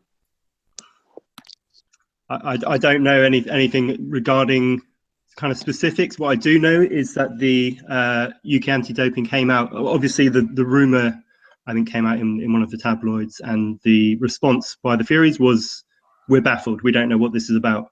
And it was basically that. It was a very, very short press release. UKAD then came back on the early August and said, "No, we can confirm that both boxers, Tyson and Hughie, was charged on the 24th of June with the presence of prohibited substance." They didn't say it was nandrolone, but obviously that refers back to the story. 24th of June, the very same day, it was announced across the news, BBC Sport and so on, Tyson Fury has pulled out of the Klitschko fight with an ankle injury. Make of that what you will. Yeah. I really don't know. I mean, see, to be honest, I generally go on the UCAD website once a month, and there is a list of people there who's serving bans and for what they've, what they're serving it for, basically, what substance they took. That name, Tyson Fury's name, has not appeared on that list. There's Hughie's. There is a few boxes on there. Some of them got lifetime bans. it's a mystery. I really don't know what the hell's going on. I've heard rumour, because I think UCAD's a government agency. They're saying they're understaffed, they're under-resourced. That does not surprise me in the slightest in this day and age. But questions need answered here, and as I say, hopefully we get them on the 6th of February. But if it comes back that the A and B tests were actually dirty, then he's obviously got to serve his ban, and I'm sure is the minimum period 18 months. Should be 18 months, I think, in the UK. Well, and again, it's like with Warren's BT announcement, he had all this, big, announcement that this new deal. Yet he couldn't announce the Fury Parker fight, and it just seems like that. It seems like what are they waiting for? Are they waiting? To some, it seems like they're waiting for as long as possible while this ban's served, if that's the case. But if he what's it going to look like for them now that he's fighting for a world title? I mean, if he's failed, it just makes no sense. Tyson Fury's pulled out of 2 fights, and now we don't know when he's going to return. He's saying he'll return, this year or whatever later on. And Hughie Fury hasn't been in the ring since April. I mean, it doesn't look good for him. And, people are quick to point the fingers at other fighters. You can say what you want about Anthony Joshua, how he looks, whatever. He's never failed a test. These 2 guys apparently have failed a test according to UKAD. So what can you do? Well, first of all, I don't know what testing AJ is doing, right? I know people are very suspicious. He's not enrolled with VADA and all that sort of stuff. I think the gold standard is VADA. I actually said this to someone else during the week. I don't know who it was, but not just boxing. I think they need to put every single sport under VADA testing, because in the end of the day, if they get a dirty test, they basically report it straight away. They let it be known. They're doing their job. It's down to the promoters not to sort it out. This shit, as you say, is cut about what USADA did with Morales. That isn't wash with me, and then to come out in the wash later on. I mean, look what happened with Winky Wright and Peter Quillen. They started doing the VADA test, the USADA testing for blood tests, urine tests, and then a week before the fight, they stopped the testing, and those samples were destroyed. So we need some sort of clarity across the board here. I really don't know. I would probably say that he did do it, but I've obviously no proof of that. It's all coming down to matter of opinion. And it's just touching on Joshua. I believe, I think Herner's confirmed this. Joshua is enrolled with VADA, but he's not enrolled with the VADA 24/7, which is obviously a substantial difference. So I think until then, that's the gold standard. Some people are saying VADA are bent. I don't know. As I say, they seem to be catching more people than anyone. That's the thing. I mean, look. You can be doing 24-hour testing, whatever the best. People will still say, "Oh, there's a chance." These guys are ahead of the testing, and I don't think there's any 100% way, but at least by doing this, they're going a long way towards it. But I'm not saying anyone who doesn't do it is definitely cheating or anything like that. But it's hard to incorporate the whole thing across the whole boxing. I mean, some guys won't want to pay for it, and that's the way it is. And some guys who are making a lot of money a fight, it won't matter to them, but. All the top guys should be on it. The guys who obviously big stars should be on it. Anthony Joshua here, if he was on it, obviously that goes a long way for other fighters as well. But some people. I was gonna say, is Joshua really going to have an argument to say that it's too expensive? I mean, I really don't know what the testing. I mean, I'm pretty sure I've read in the past that VADA testing is actually cheaper than USADA. Yeah, but Andre Ward said exactly the same thing a few years ago. I think it was over his fight with Froch, when he actually wanted the 24/7 testing, and he got a reply back saying how much it was, and he said it was a hell of a lot of money. He didn't want to pay it, and he was the one who actually wanted the testing, but it was so much money. And to him, yeah, he could pay it, but he didn't want it. But for guys who are fighting for British titles, and in America they're not big stars, they're not going to want to pay some of this money. So it's on the promoters, and are they going to pay it? No, they'll pay for the test to be destroyed. Davey's conspiracy theories again, but that's probably pretty true, actually. I mean, I know Schaefer fucking hates VADA, and he hates, what do you call her? Margaret Goodman. So, obviously, it was interesting as well as they spoke about the USADA testing being more expensive for Floyd against Pacquiao than it was for generally other fights. Why the fuck is that? A nice wee payment just to make sure, oh, by the way, I'll be using my IV, so don't come around to my house to test me and all that sort of shit, aye? You can't trust anybody. It's just a mess. They all just the reason why he hates. Oh, sorry. Go ahead, Kurt. I'm just going to say, what kind of message does it send out? I mean, WBC right now tweeting out, you use, you lose, saying, oh, we want all these fighters to sign up to this program. But as I said, Butte's fighting in an eliminator for Adonis Stevenson. So what message does that send out? And we've seen it many times. Guys fail. Antonio Tarver, how many times has he failed? He's doing commentating. There's no really any repercussions in reality. Let's be honest. I mean, most of these PBC guys only fight once a year anyway. So is it really? And then they're fighting for like $2 million at minimum each. So it's not really a big loss. Gone are the days where you have to fight 10 times a year to make any decent money. I mean, they could fight once a year, they're happy. So there needs to be repercussions. And I'm not saying lifetime bans, but serious bans at least to maybe deter people, but it's not going to happen.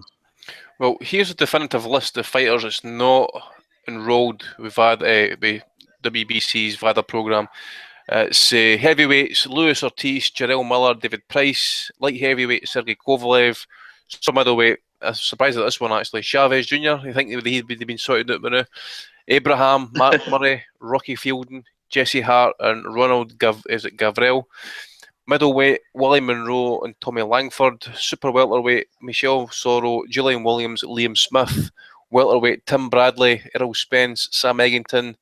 Super lightweight: Edward Trojanowski, although there's a fucking shock. Sandor Martin from Spain and O'Hara Davis. Lightweight: Luke Campbell, a Japanese fighter called Nakatana. Marcos Villasana Jr. from Mexico. Super featherweight: Miguel Belchat. So he'll need to start getting tested shortly. Eduardo Hernandez, Martin Ward, Alberto Mercado. One of our biggest names kind of popping out here. Juan Estrada's on that list as well. McWilliams Arroyo. So it's a lot of fighters actually no one rolled up yet. But now, when your criteria though is that you have to be ranked by the WBC in the top 15, right? And I thought it'd be the top 30. No. You can't be. You can't. I don't think you can be ranked at all with them unless you're actually enrolled with VADA. Okay, so the names that you just mentioned are people that are ranked who haven't signed up for the testing. So how are they ranked? Well, I think they've been given. Let me see here. Yeah, I think it says here. Otherwise, they'll be removed. I think they were removed from the rankings of the first week of February if they don't sign up. So that's next week. Yeah. Pretty brutal. Dom, you've been kind of quiet, mate, on this topic. You want anything you want to add to it? Did you put David Price on that list? Say again, mate. Did you say David Price was on the list? David Price on that list, mate. Aye. Yeah, they should nearly leave him on steroids for a couple of fights just to build up his confidence. No. Aye. Well, he'll have a better chance of winning. Even anyone have a better. Look at fucking Larry O. He was just to the gills, man. If they start making steroids for your chin, then I think Price might have to start using. Yeah, it's pretty bad. But that's the thing, isn't it? I mean, Larry O was on, what was it, 18 different PEDs, and he got chinned in one round by McDermott. I mean, drugs don't work, kids. Right. Somebody stuck up here chat about Amir Khan, kill Brook. I don't know what we got anything else we can add on this topic, or just move on to the Belly of the Week. But do we think it happens next? I don't think it's going to happen. Period. He's not giving Brook the fight. He does not want to give it. If Khan's pricing himself, I understand if they're going to say, well, we don't want it at 70-30%. I've said before, I don't think this fight makes a lot of money, and depends where they hold it. If it's a stadium fight, they won't sell it out. I don't think. No. Nah, I don't think so. Dom, would you think they sell this fight out in a stadium? I'm Irish, so I don't really know about what the buzz is like over in England. You'd be better to gauge it yourselves, but I'm sure if Frach and Groves can sell it out, it's a Khan and Brook can with a decent undercard. Maybe to sell, Tom. Think it sells at a stadium? There was a time when it clearly would. Now I'm not so sure, and I think it may end up kind of O2 or Manchester Arena. It's still a huge fight, and I think promoted well, which it probably would be. I think it does very well, but whether they would risk kind of putting it into a Wembley or an Old Trafford, I'm not so sure now. No, I'm not so sure either. I think the latest from, I mean, it changes every day. The latest I've seen from Khan is that he's saying, no, he's absolutely not fighting Brook next. Brook needs to fight his mandatory. Khan wants an easy, or he said a kind of a comeback fight in May. After that, obviously, you've got Ramadan throughout the summer. I think we're looking at September at the earliest. But again, I mean, that may not be fully Khan's call, though, because what I'm thinking is that Al Heyman, right, is probably going to say, well, all right, if I'm going to do the Khan fight next, like Khan has to get paid a lot of money, get his client paid, or otherwise Errol Spence gets his title shot, right? So by sort of offering what I think are tough terms for Brook, 70-30, that's they're probably at the very most, it would probably accept 60-40. So now if Brook doesn't want to accept that, now he has to fight Spence if he wants the Khan fight, because to stay at 147. So, I mean, in other words, that may not be really Khan's negotiating position. That might be Al Heyman, that might be his negotiating position. And, Khan may just be the vehicle for that publicly. Interesting. I don't understand people who still give a shit about this fight, especially right now. Sure. Both guys are coming off knockout losses.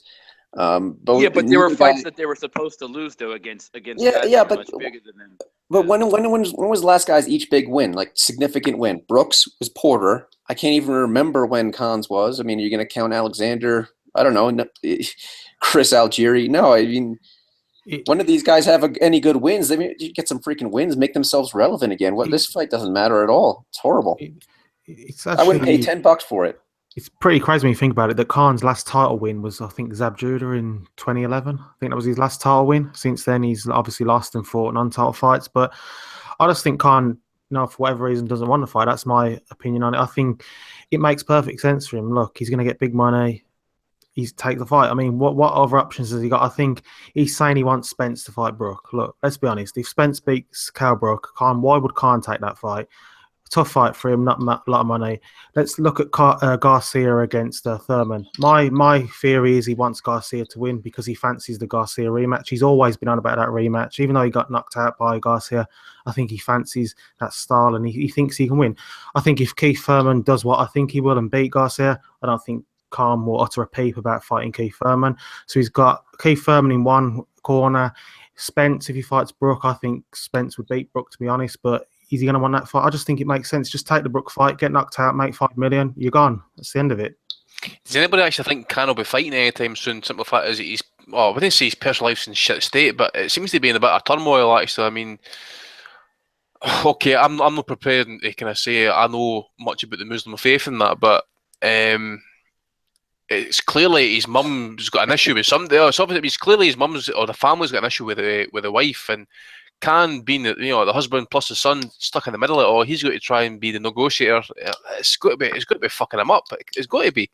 I think the wife's got some serious issues with her appearance, judging by the amount of work it looks like she's had done. Yeah, she's a bit like, what do you call that woman who had all the plastic surgery and that? I mean, she was a broad looking lassie before she had the operations and that, but she just looks like a fucking Barbie doll now. Yeah, she's well on her way to becoming Frank Maloney. I hope Khan doesn't shag her in front of a fire anyway, because she'll just fucking melt. I think the thing is, I don't think you have to be an expert on the Islamic faith to understand that the Khans are not exactly happy with young Amir, jerking himself silly on Skype and for the whole world to see, to be honest.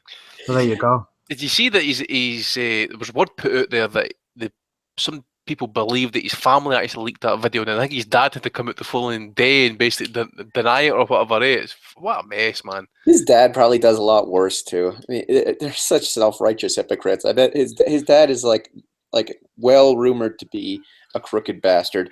I'm sure he I don't know. Allegedly. He's not gonna screw over. Allegedly. I've just seen Crom say on the YouTube page actually says, "Hey, I smell an honour killing coming up." Yeah, but it's like these celebrities, they do it all the time, don't they? Kim Kardashian, release a sex tape, get in the news. Shah Khan's probably thought Amir's not been in the news much. He's last been seen getting knocked out. Let's release him. Let's see how it goes. So he's still got the hand speed and the stamina. And he's knocked one out for the first time in about 10 years. Poor guy. Impressive. The hand speed hasn't left him. see, in all honesty though, I think we need to drop as of now, I think we need to stop discussing this potential fight, because it's clear Khan doesn't want it anytime soon. Brook's not going to be shortchanged. My personal opinion, I think Brook is looking for the biggest payday possible. he heard it himself. He's not wanting to fight Spence. He's just saying, "Oh, I can't get up for him." Well, that's just basically tells us what you are. You don't really want to take a kind of tough test or whatever. Okay, you fought Golovkin, fair play to you. You got your arse kicked. You got so many millions. You can walk away just now if you want. If you're not going to fight anybody credible and just defend that shitty title you've got, then retire. Same with Khan. I'm really don't give a fuck about his career anymore. He needs to chuck it if he's not going to fight anybody decent. Okay, I understand a wee tune-up fight after getting knocked out off Canelo, but after that, you've got to be serious, man. But nah, I'm not interested in either's career just now until they step up. That's what I mean. If the Khan fight's not happening, let's hope Brook takes his Spence fight. I mean, it's a really good fight. Obviously, it's nowhere near the money that you can see why he wants the Khan fight, big money, and I think most people have him as a big favourite in that fight. But Spence is a tougher proposition and less money. But you defended your IBF bout against Shite, so defend it against a top talent. And Cal Brook's a good fighter, and people are obviously saying all the great things about Spence, but it's not obvious that he loses that fight. Let's be clear. So Cal Brook has shown that he's a good fighter, and he needs big fights, but he needs fights against good opponents. He had one against Sean Porter, he had one against Golovkin, and Spence is a good fighter. So let's hope that fight at least can be made. If can't, I can't.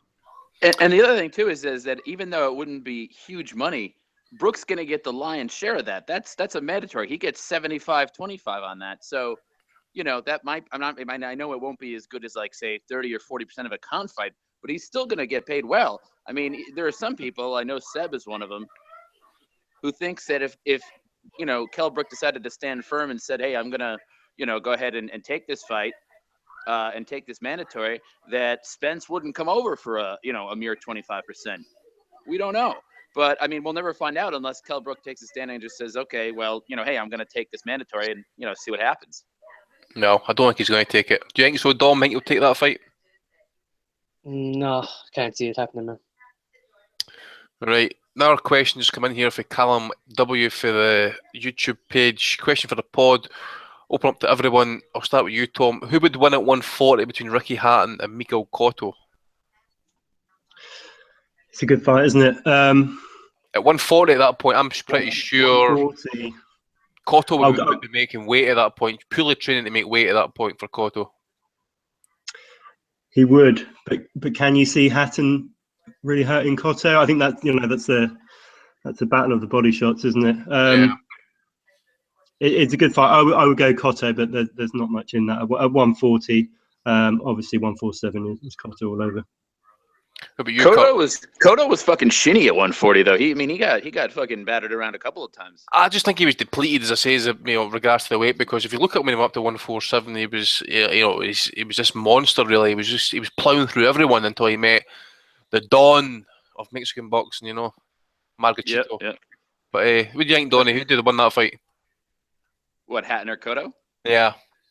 At 140, I think probably Hatton, just because, like I said, maybe Cotto was so drained. Because, yeah, his chin issues seemingly just, went away once he moved up. And you see that sometimes with fighters, is that they're just at a lower weight. They just don't have that ability to take a punch. But as soon as they move up, it's like they're, it's like they could seemingly, take it a lot better.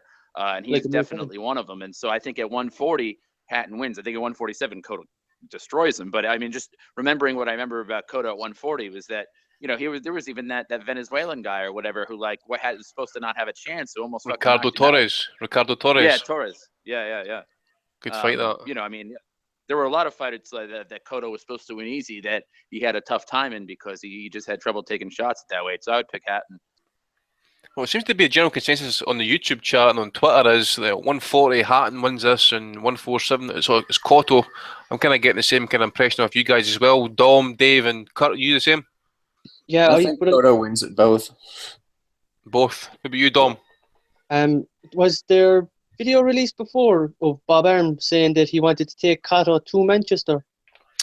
I do remember Billy Graham and Ricky Hatton being in the studio one night. I forget what fight it was. Might even be a Cotto fight actually, and they were talking about potentially fighting them.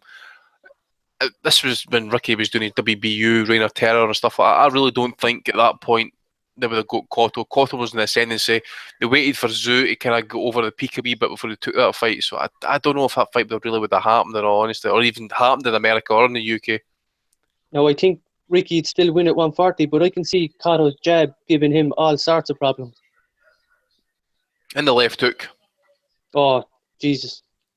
What about yourself, Kurt? I think Cotto. I think Ricky's lucky that fight didn't happen. To be honest, I know Cotto was struggling to make the weight, but I think if he makes the weight and he's not totally depleted, I think he's just better all round than Ricky. I think Ricky could, if he could drag him into a fight and really go to the trenches, then yes, because obviously Cotto was shown against the Margarita fight that he can crumble. But I think in terms of talent and technique, Cotto just would have too much for him, and I think he obviously. Hatton being Hatton, he's not hard to find either, and Cotto would be tagging him a lot. And I think in a boxing match, Cotto would win that fight. But if he fought like he did against Zoo and really took to the trenches, he could probably make him crumble. But I just think that's his only hope, and I think Cotto would be the safe bet in my opinion. Just a level above for me. Got another question coming here actually from Adi Isaac. Did Hatton duck Witter? For me to answer? Yeah, sure. Anybody. I mean, just fire in, guys. I mean, all the relevant stuff's all over. So anybody want anything to discuss, anything to bring up, just mention it. Personally, I would say yes. And the first reaction is, oh no, he fought Pacquiao, he fought Zoo, he fought all these other great. But the thing is, with Witter, he's a horrible fight, a low reward. Not, I wouldn't say high risk as such, but not a good fight, and he could have the style to make Ricky look bad. It's like we're talking about Carl Brook. I mean, he's just fought Gennady Golovkin. Yet people are talking about him ducking Errol Spence. It's sometimes fights that might be awkward or difficult for less money you're not going to take. And Ricky fought all the top names for big money against Junior Witter. I think if you look at some of the guys or a lot of the guys Ricky fought, they were shit, and Junior Witter was way above them. It was an obvious fight to make. I mean, we've got Crawler and Flanagan, an obvious fight that isn't happening. Carl and Brook, that was one there that, okay, it wouldn't probably been a great spectacle, but they didn't like each other. It made perfect sense. It didn't happen, and I think Witter would have took that fight. I know they said they offered him a money and he turned it down because it was a low offer, but I just think the biggest chance of it happening was when Witter fought Bradley. I think if he beat Bradley, he obviously held a world title then, but if he'd got over that mandatory, there would have been no excuse not to make the fight. But he obviously lost to Tim Bradley, who was then relatively unknown, but I think it should have happened. I mean, before he fought Zoo, it should have happened in my opinion. Anybody else want to weigh in with that one? No? Right, okay.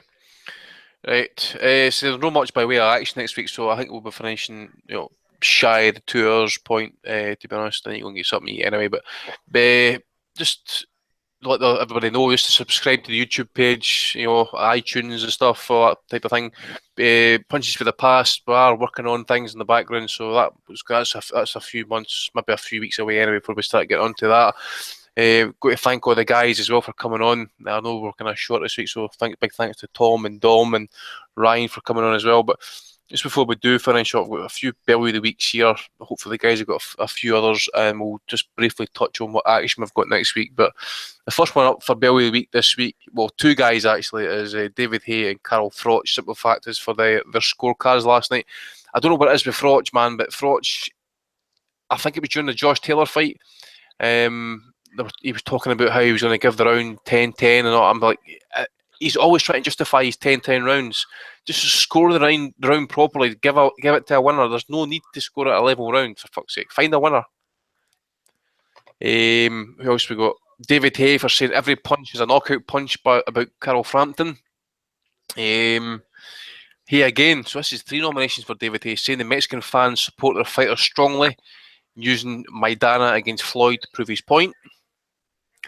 I think I've got one on Twitter actually as well.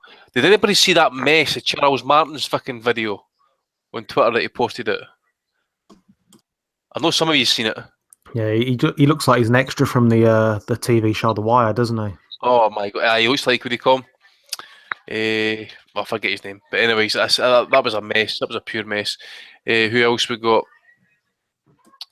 Some guy on Twitter called Bulbhead. That sounds a bit good. I think he was tweeting to David Price. He's basically talking about next week, saying all people mourning over paying. It's a fucking tenner, for God's sake. The price of 2 drinks. I will be watching. Well, Bullped, you're part of the problem, mate. If you want to pay for anything, then fuck you. That's what I'm saying. I mean, people still have this argument that it's. But let's say every boxing card is £5. It's only a fiver. It's only one drink. Are you going to be happy paying for it? Shouldn't be, just because it's only a certain amount. It's not the point, is it? I mean, let's make every Premiership game £5. I mean, it's only £5. It's a ridiculous argument. Coach Larry on Twitter last night saying there was a shitload of Irish people here in Vegas. They have been drinking heavily and non-stop since Thursday. It is truly inspirational. Yep, that's true. I thought that was quite funny. Yeah, that was really good. Box Nation, they put out after the weigh-in for Vargas against Belchat. Vargas weighed 129 pounds and 6 ounces. Belchat weighed 192 pounds and 8 ounces. So Box Nation gets a nomination. So I think that's all the nominations I've got this week. So any of you guys got nominations? Yeah, what about who was it? Spencer Oliver, Johnny Nelson, and that woman just chatting bollocks for about an hour. I mean, it was just, you could see there she was a bit awkward position, not having to just basically make up stuff to talk about. But it was just dragging on at like 2 o'clock in the morning. You just thought, what's just get it, show some fights or show something. I mean, as I says that they could have shown. Obviously, the Selby fight getting dropped off was actually a bad thing. But I think they showed one fight in that. They showed it for like the 5th round onwards. I don't know why they never showed the fight from right for the start or whatever, just to kind of kill the time, But it is what it is. Any other nominations? I've got a few here. Okay. I've done my homework. Excellent. No, I don't know if this first one is a value of the week or what's going on. Showtime repeatedly last night in their graphics and so on, and even kind of Kevin Iole and all sorts were tweeting. Zlaticanin 18-0 going into last night's fight. Now, as far as I know, he's fought several times more than that, and I think he was 21-0 going into that. And I don't know what was going on, but it was an error that kept repeating. Boxrec has 21-0. I don't know what's going on there. Showtime. So Showtime, let's put them in. We've got a guy on Twitter called Larry Dillon. This is a beauty actually, and he's fair play. I think he's taken it in good humour because he sort of pinned it to his profile and all sorts. He says the most underrated fighter this weekend is Zlaticanin. Some are picking Garcia by stoppage. Madness. This is one from me, or rather one that I'm nominating, and it's Adam Smith. I think it was on Sky last night. It was after the Garcia fight. Garcia obviously had just won his 3rd world title in a 3rd weight class. Adam Smith said, just like Gervonta Davis the other week, Garcia's finally arrived. Here, just on Adam Smith. Sorry, I interrupted there, Tom, but you think when he does his interviews, his commentary, that it sounds like he's struggling with a big, awkward turd. It's like he's trying to have a shite, and it's really kind of awkward to try and get it out. He's got this kind of voice he puts on all the time. It's fucking awful. So somebody asked actually, what's actually made it worse? Sky with Adam Smith and Carl Froch, or Sky with Nick Holland and Jim Watt? I prefer Hall in a Watt because I just find them hilarious. We could just, talk about them and they're shit. Slag them every week. Sorry, Tom, what other nomination did you have there, mate? I got one more actually, and this was from Bet365. Actually, they put up a poll in the build-up, obviously, to Frampton Santa Cruz, and they said which fight was the best rematch in boxing history: Ben Eubank 2, Gatti Ward, or Froch Groves 2. Well, I can guarantee you that. See that Gatti Ward rematch. I thought it was shit. I thought that was the most overrated trilogy. I mean, they were talking about trilogies there last night. So I think that is the most overrated trilogy in boxing. The first fight was tremendous. Those two other fights were one-sided. I think there's a fair few obvious submissions from there. Pereira, Morales, Pacquiao, Marquez, and so on. So yeah, that's all from me. Bet365. Okay. Dom, you got any nominations?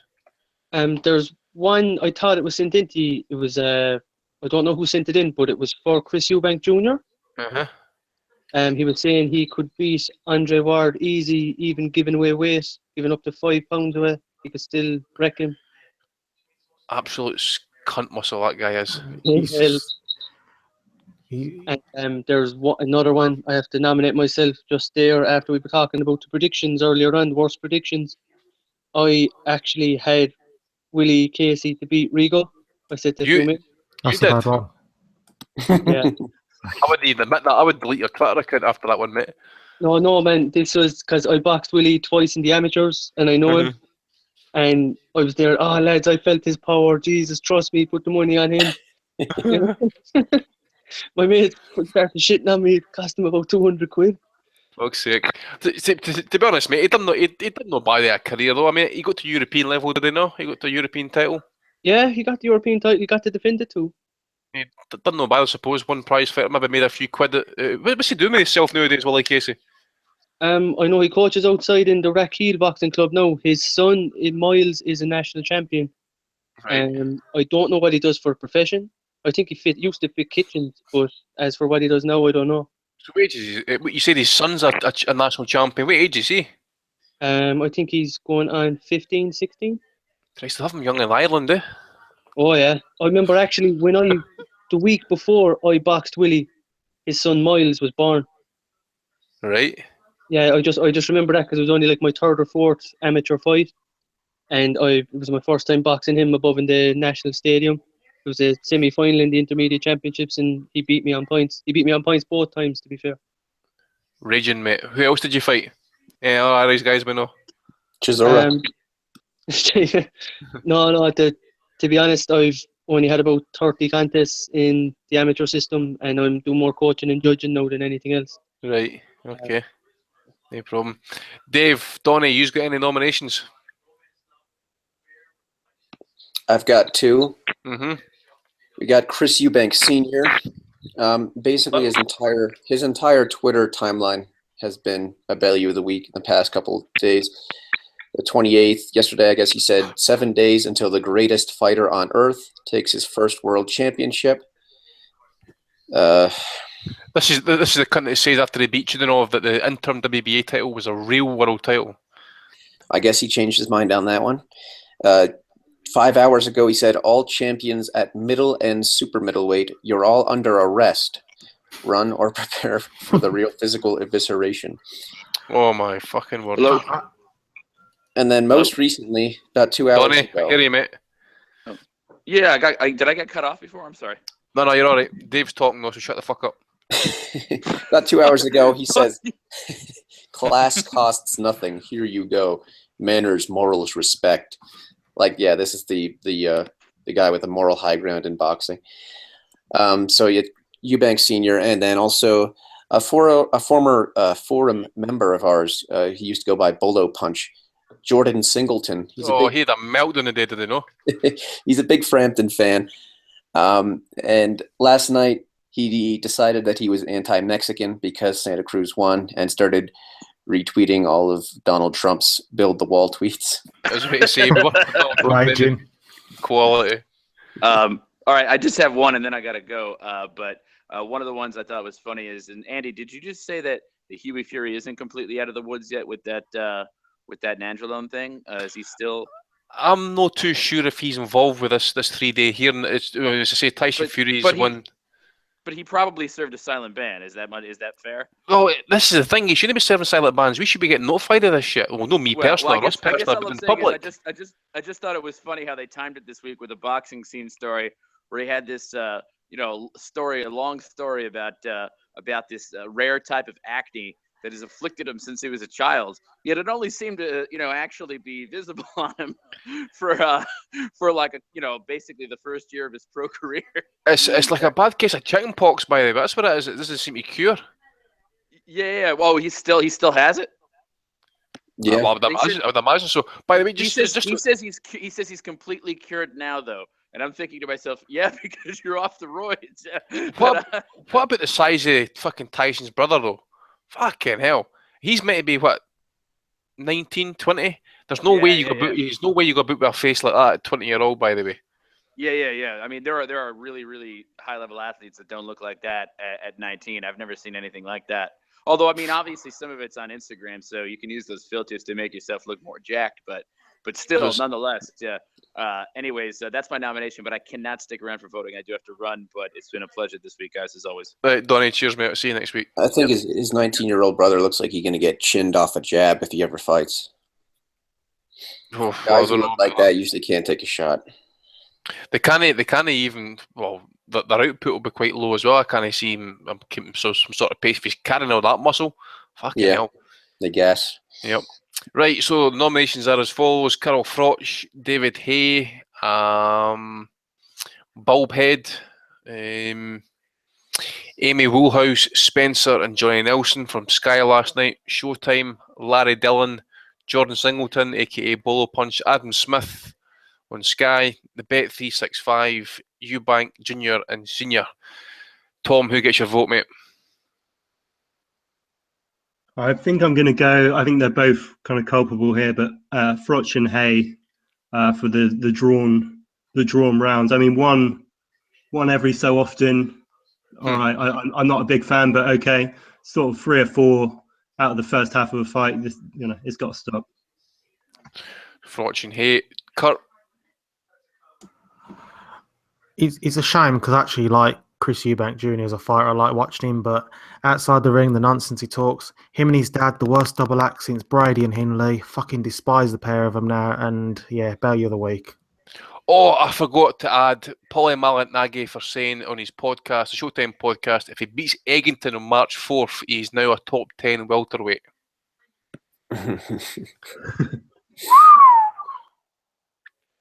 That's something else. Okay, sorry, Kurt, who did you vote for there, mate? Chris Eubank? Yeah, the Eubanks. Right, the two of them, okay. Dom, you're on mute, mate. Who are you voting for? David Hay, multiple offences.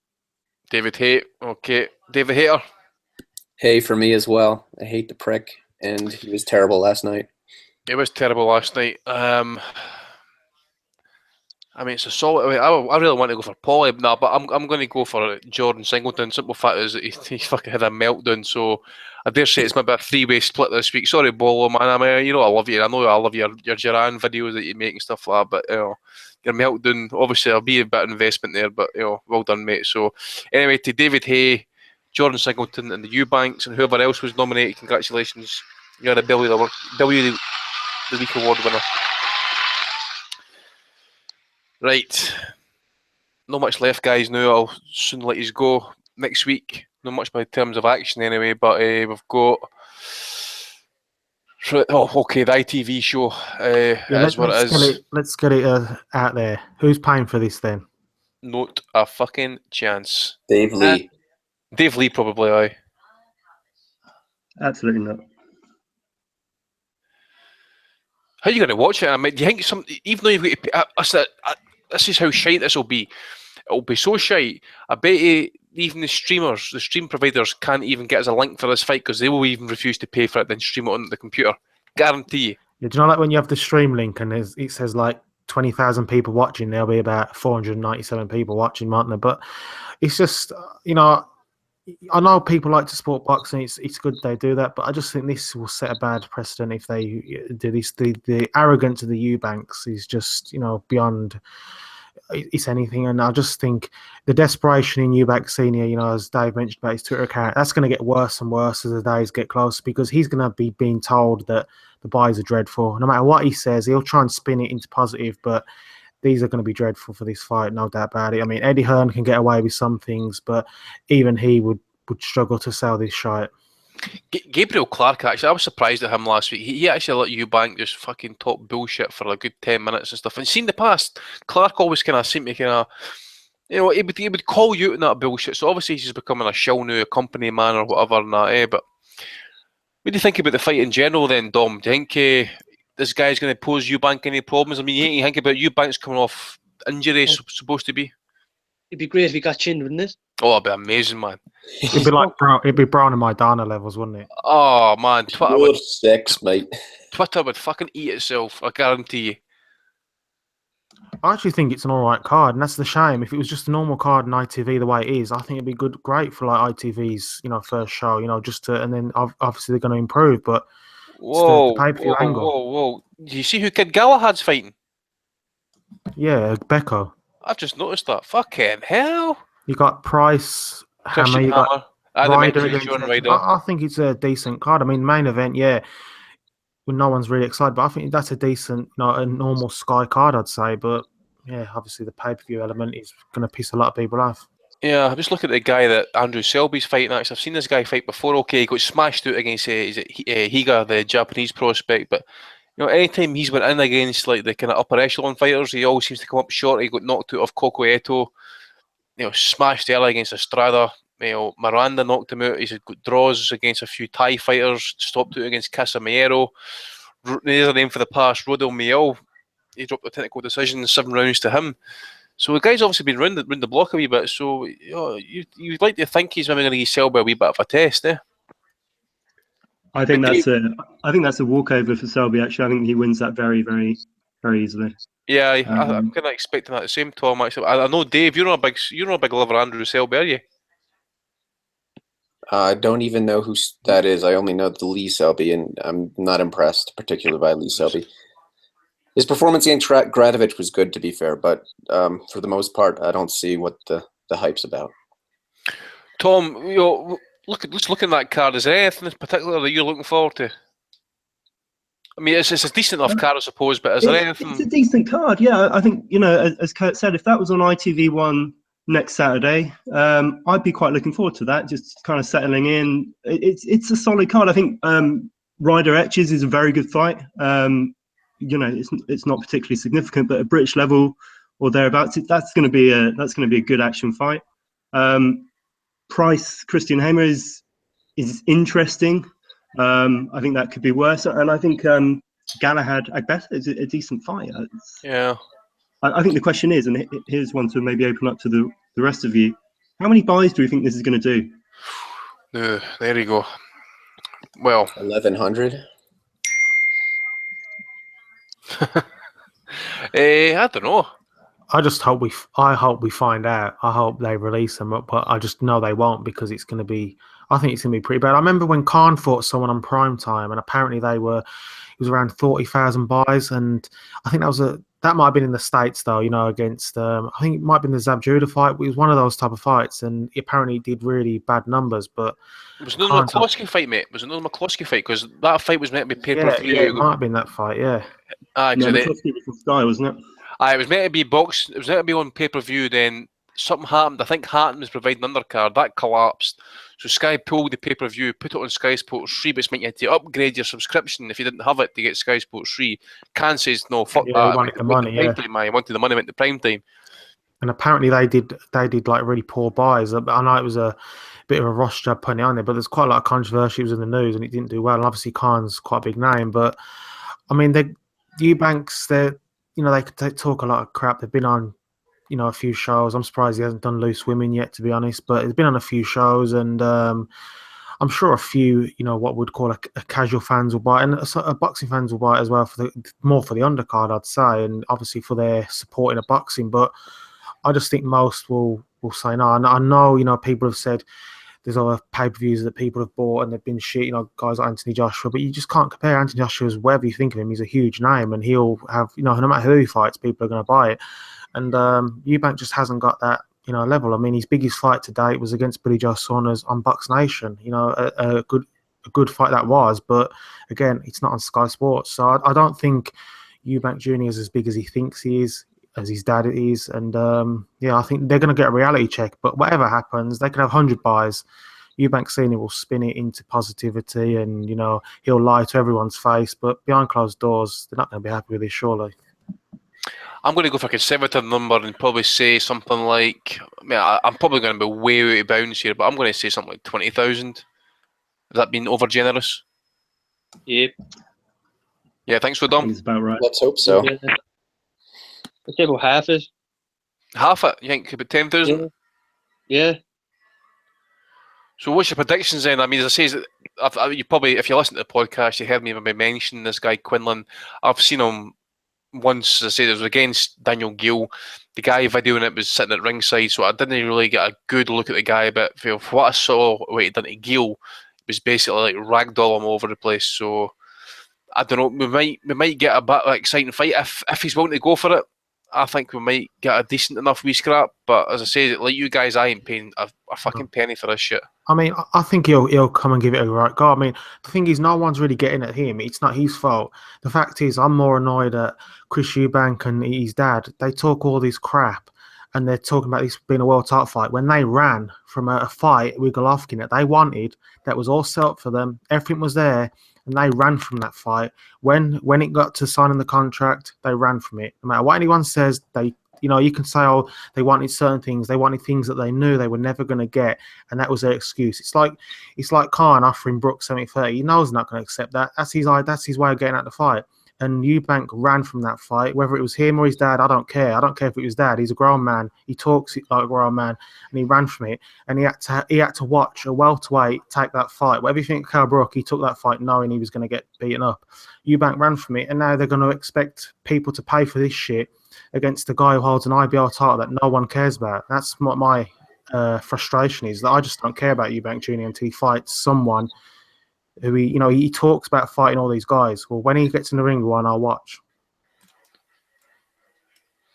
Before we sign off here, we should very quickly put in our picks for the mega fight of the week on Friday. Danny Green versus Anthony Mundine, the rematch. Yeah, I dare say I will watch this at some point. I'm one of the guys actually. If I'm not like Ryan. Ryan watches everything as it goes on the go now. I've just not got time for that now, so I'll download it at some point and I'll watch it. I didn't really want to get protection on this one actually, because you basically got two shot the shit fighters. You've got one guy coming off surgery. You've got one who fights at his own weight division, Danny weight. I'm inclined to say at this time, I know Mundine scored him the first time, but I'm inclined to say maybe Green will go for him this time, because simple fact is Mundine's way past his prime, because I say he's coming off a hip operation, and the chin's not that great now. I mean, Joshua Clotty's banging you down 6 times in a fight. I think you've got problems.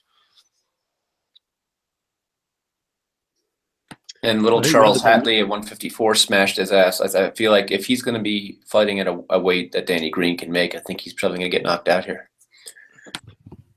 It's only a 10-rounder as well. I've just noticed that. And it's also a pay-per-view fight in Australia. I think I read it was the same price as Mayweather-Pacquiao. I think it's sort of 100 Aussie dollars to watch this for a 10-rounder. Dom, I fucking loved that laughing, man. That was fucking brilliant. Just bang on cue. $100 for that fucking fight.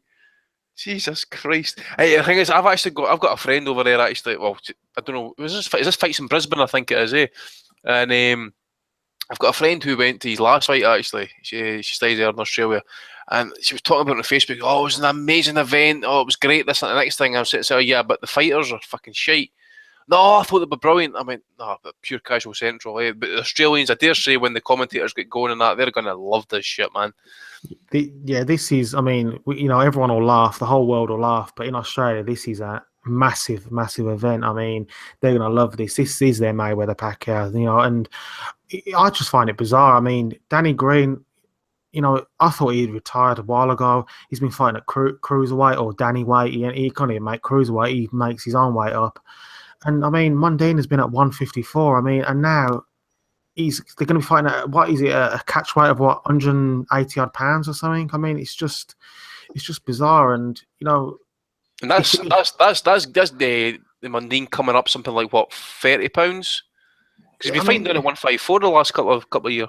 Yeah, I think he last made super middleweight about 8 years ago. That because he obviously moved down. I mean, he's done the weird thing. He actually started and he moved down in weight, where obviously normal fighters move up. So he's done weird stuff there. But he obviously keeps himself in good weight fitness wise. But it's just bizarre packing on all this weight to make this fight. It just shows where Mundine is, to be honest. He wants that massive payday, and he'll call it a day. I mean, I think if this was a fairer fight, like weight wise, obviously you got Mundine all day. I think he's obviously the better athlete, the better boxer. But because of that weight, you just don't know. I mean, Danny Green will probably just treat it like a bar fight. He'll just try and rush him, use his weight, and just try and knock him out. But I think it's hard to say, but it's a bit like a circus freak show. But I think I'll definitely be watching this, to be honest. I mean, if you have this or Eubank winner, I know which one I'm going to be watching. Yep. So I think Dave was asking really, who are you picking? I'm going to go for Danny Green. Tom, how about yourself? I'll go Danny Green. I think it'll probably be a decision, but I think the weight will just be too much. How about yourself, Dom? Yeah, I gotta go with Tom there. Say the weight would be too much. No worries. So, about yourself, Dave? Yeah, Danny Green, probably 3rd or 4th round knockout. So the Green Machine getting the Asylum love this week. It's the only time actually these two will ever be discussed at great length. But Petty Matty D wasn't around anymore because he fucking hated that prick Mundine. I just want to know if Mundine does win this. I mean, is that the Mayweather or Pacquiao fight gone now? Because it's going to be like a cruiserweight. He'll be after Joshua Klitschko next, won't he? Oh, he was a bit like Amir Khan for a while there on that Floyd Mayweather fight, wasn't he? He was just basically talking about it any chance he got. And Australian Boxing Legends magazine had him big on the front cover, the man in the middle. Oh, I remember that. And the worst thing is they lap it all up and they believe every word. So basically, rounding off next week, Felix Verdejo is back in action. I think it's his first fight since he had that motorbike accident. He's fighting Oliver Flores in Puerto Rico. We have got a card from Russia. Oh, that's Friday we're on. Sorry, that's Friday. That's the same day as Mundine and Shithead. We come. Danny Green. So coming up Saturday, as I said, we've got the Quinlan Eubank fight. It's going to be shit. Reno Leibenberg versus Enrico Coley for Germany. That's in South Africa. Heike Budler's back in action. Dmitry Chudinov against Sultan Pap in Russia. Francisco Rodriguez Jr., former 2-weight world champ, I believe he's fighting in Mexico next week. The young Japanese prospect as well, Diego Haiga, he's back in action as well. So, and that's really it. That's all you've really got next week, gentlemen. So unless you've got anything else to add, forever hold your peace. It's looking that way. Anyways, I'd like to thank everyone for coming on. I know it says, but they can ask guys to come on, so hopefully they're on more regular. Tom Craze, Dom McNamara, Ryan Scally was on there, Donny Baseball come on for a wee bit, Dave the Hater, and the old Iron Man himself, Kurt Ward. I've been your stand-in washed out host, Andy Patterson. Steve will be back in action next week, hopefully, thank fuck, because it takes a special person to pull this shit off every week. I actually forgot how hard it was to do it. So anyway, thanks everyone for tuning in, and we'll see you next week. All the best. Cheers.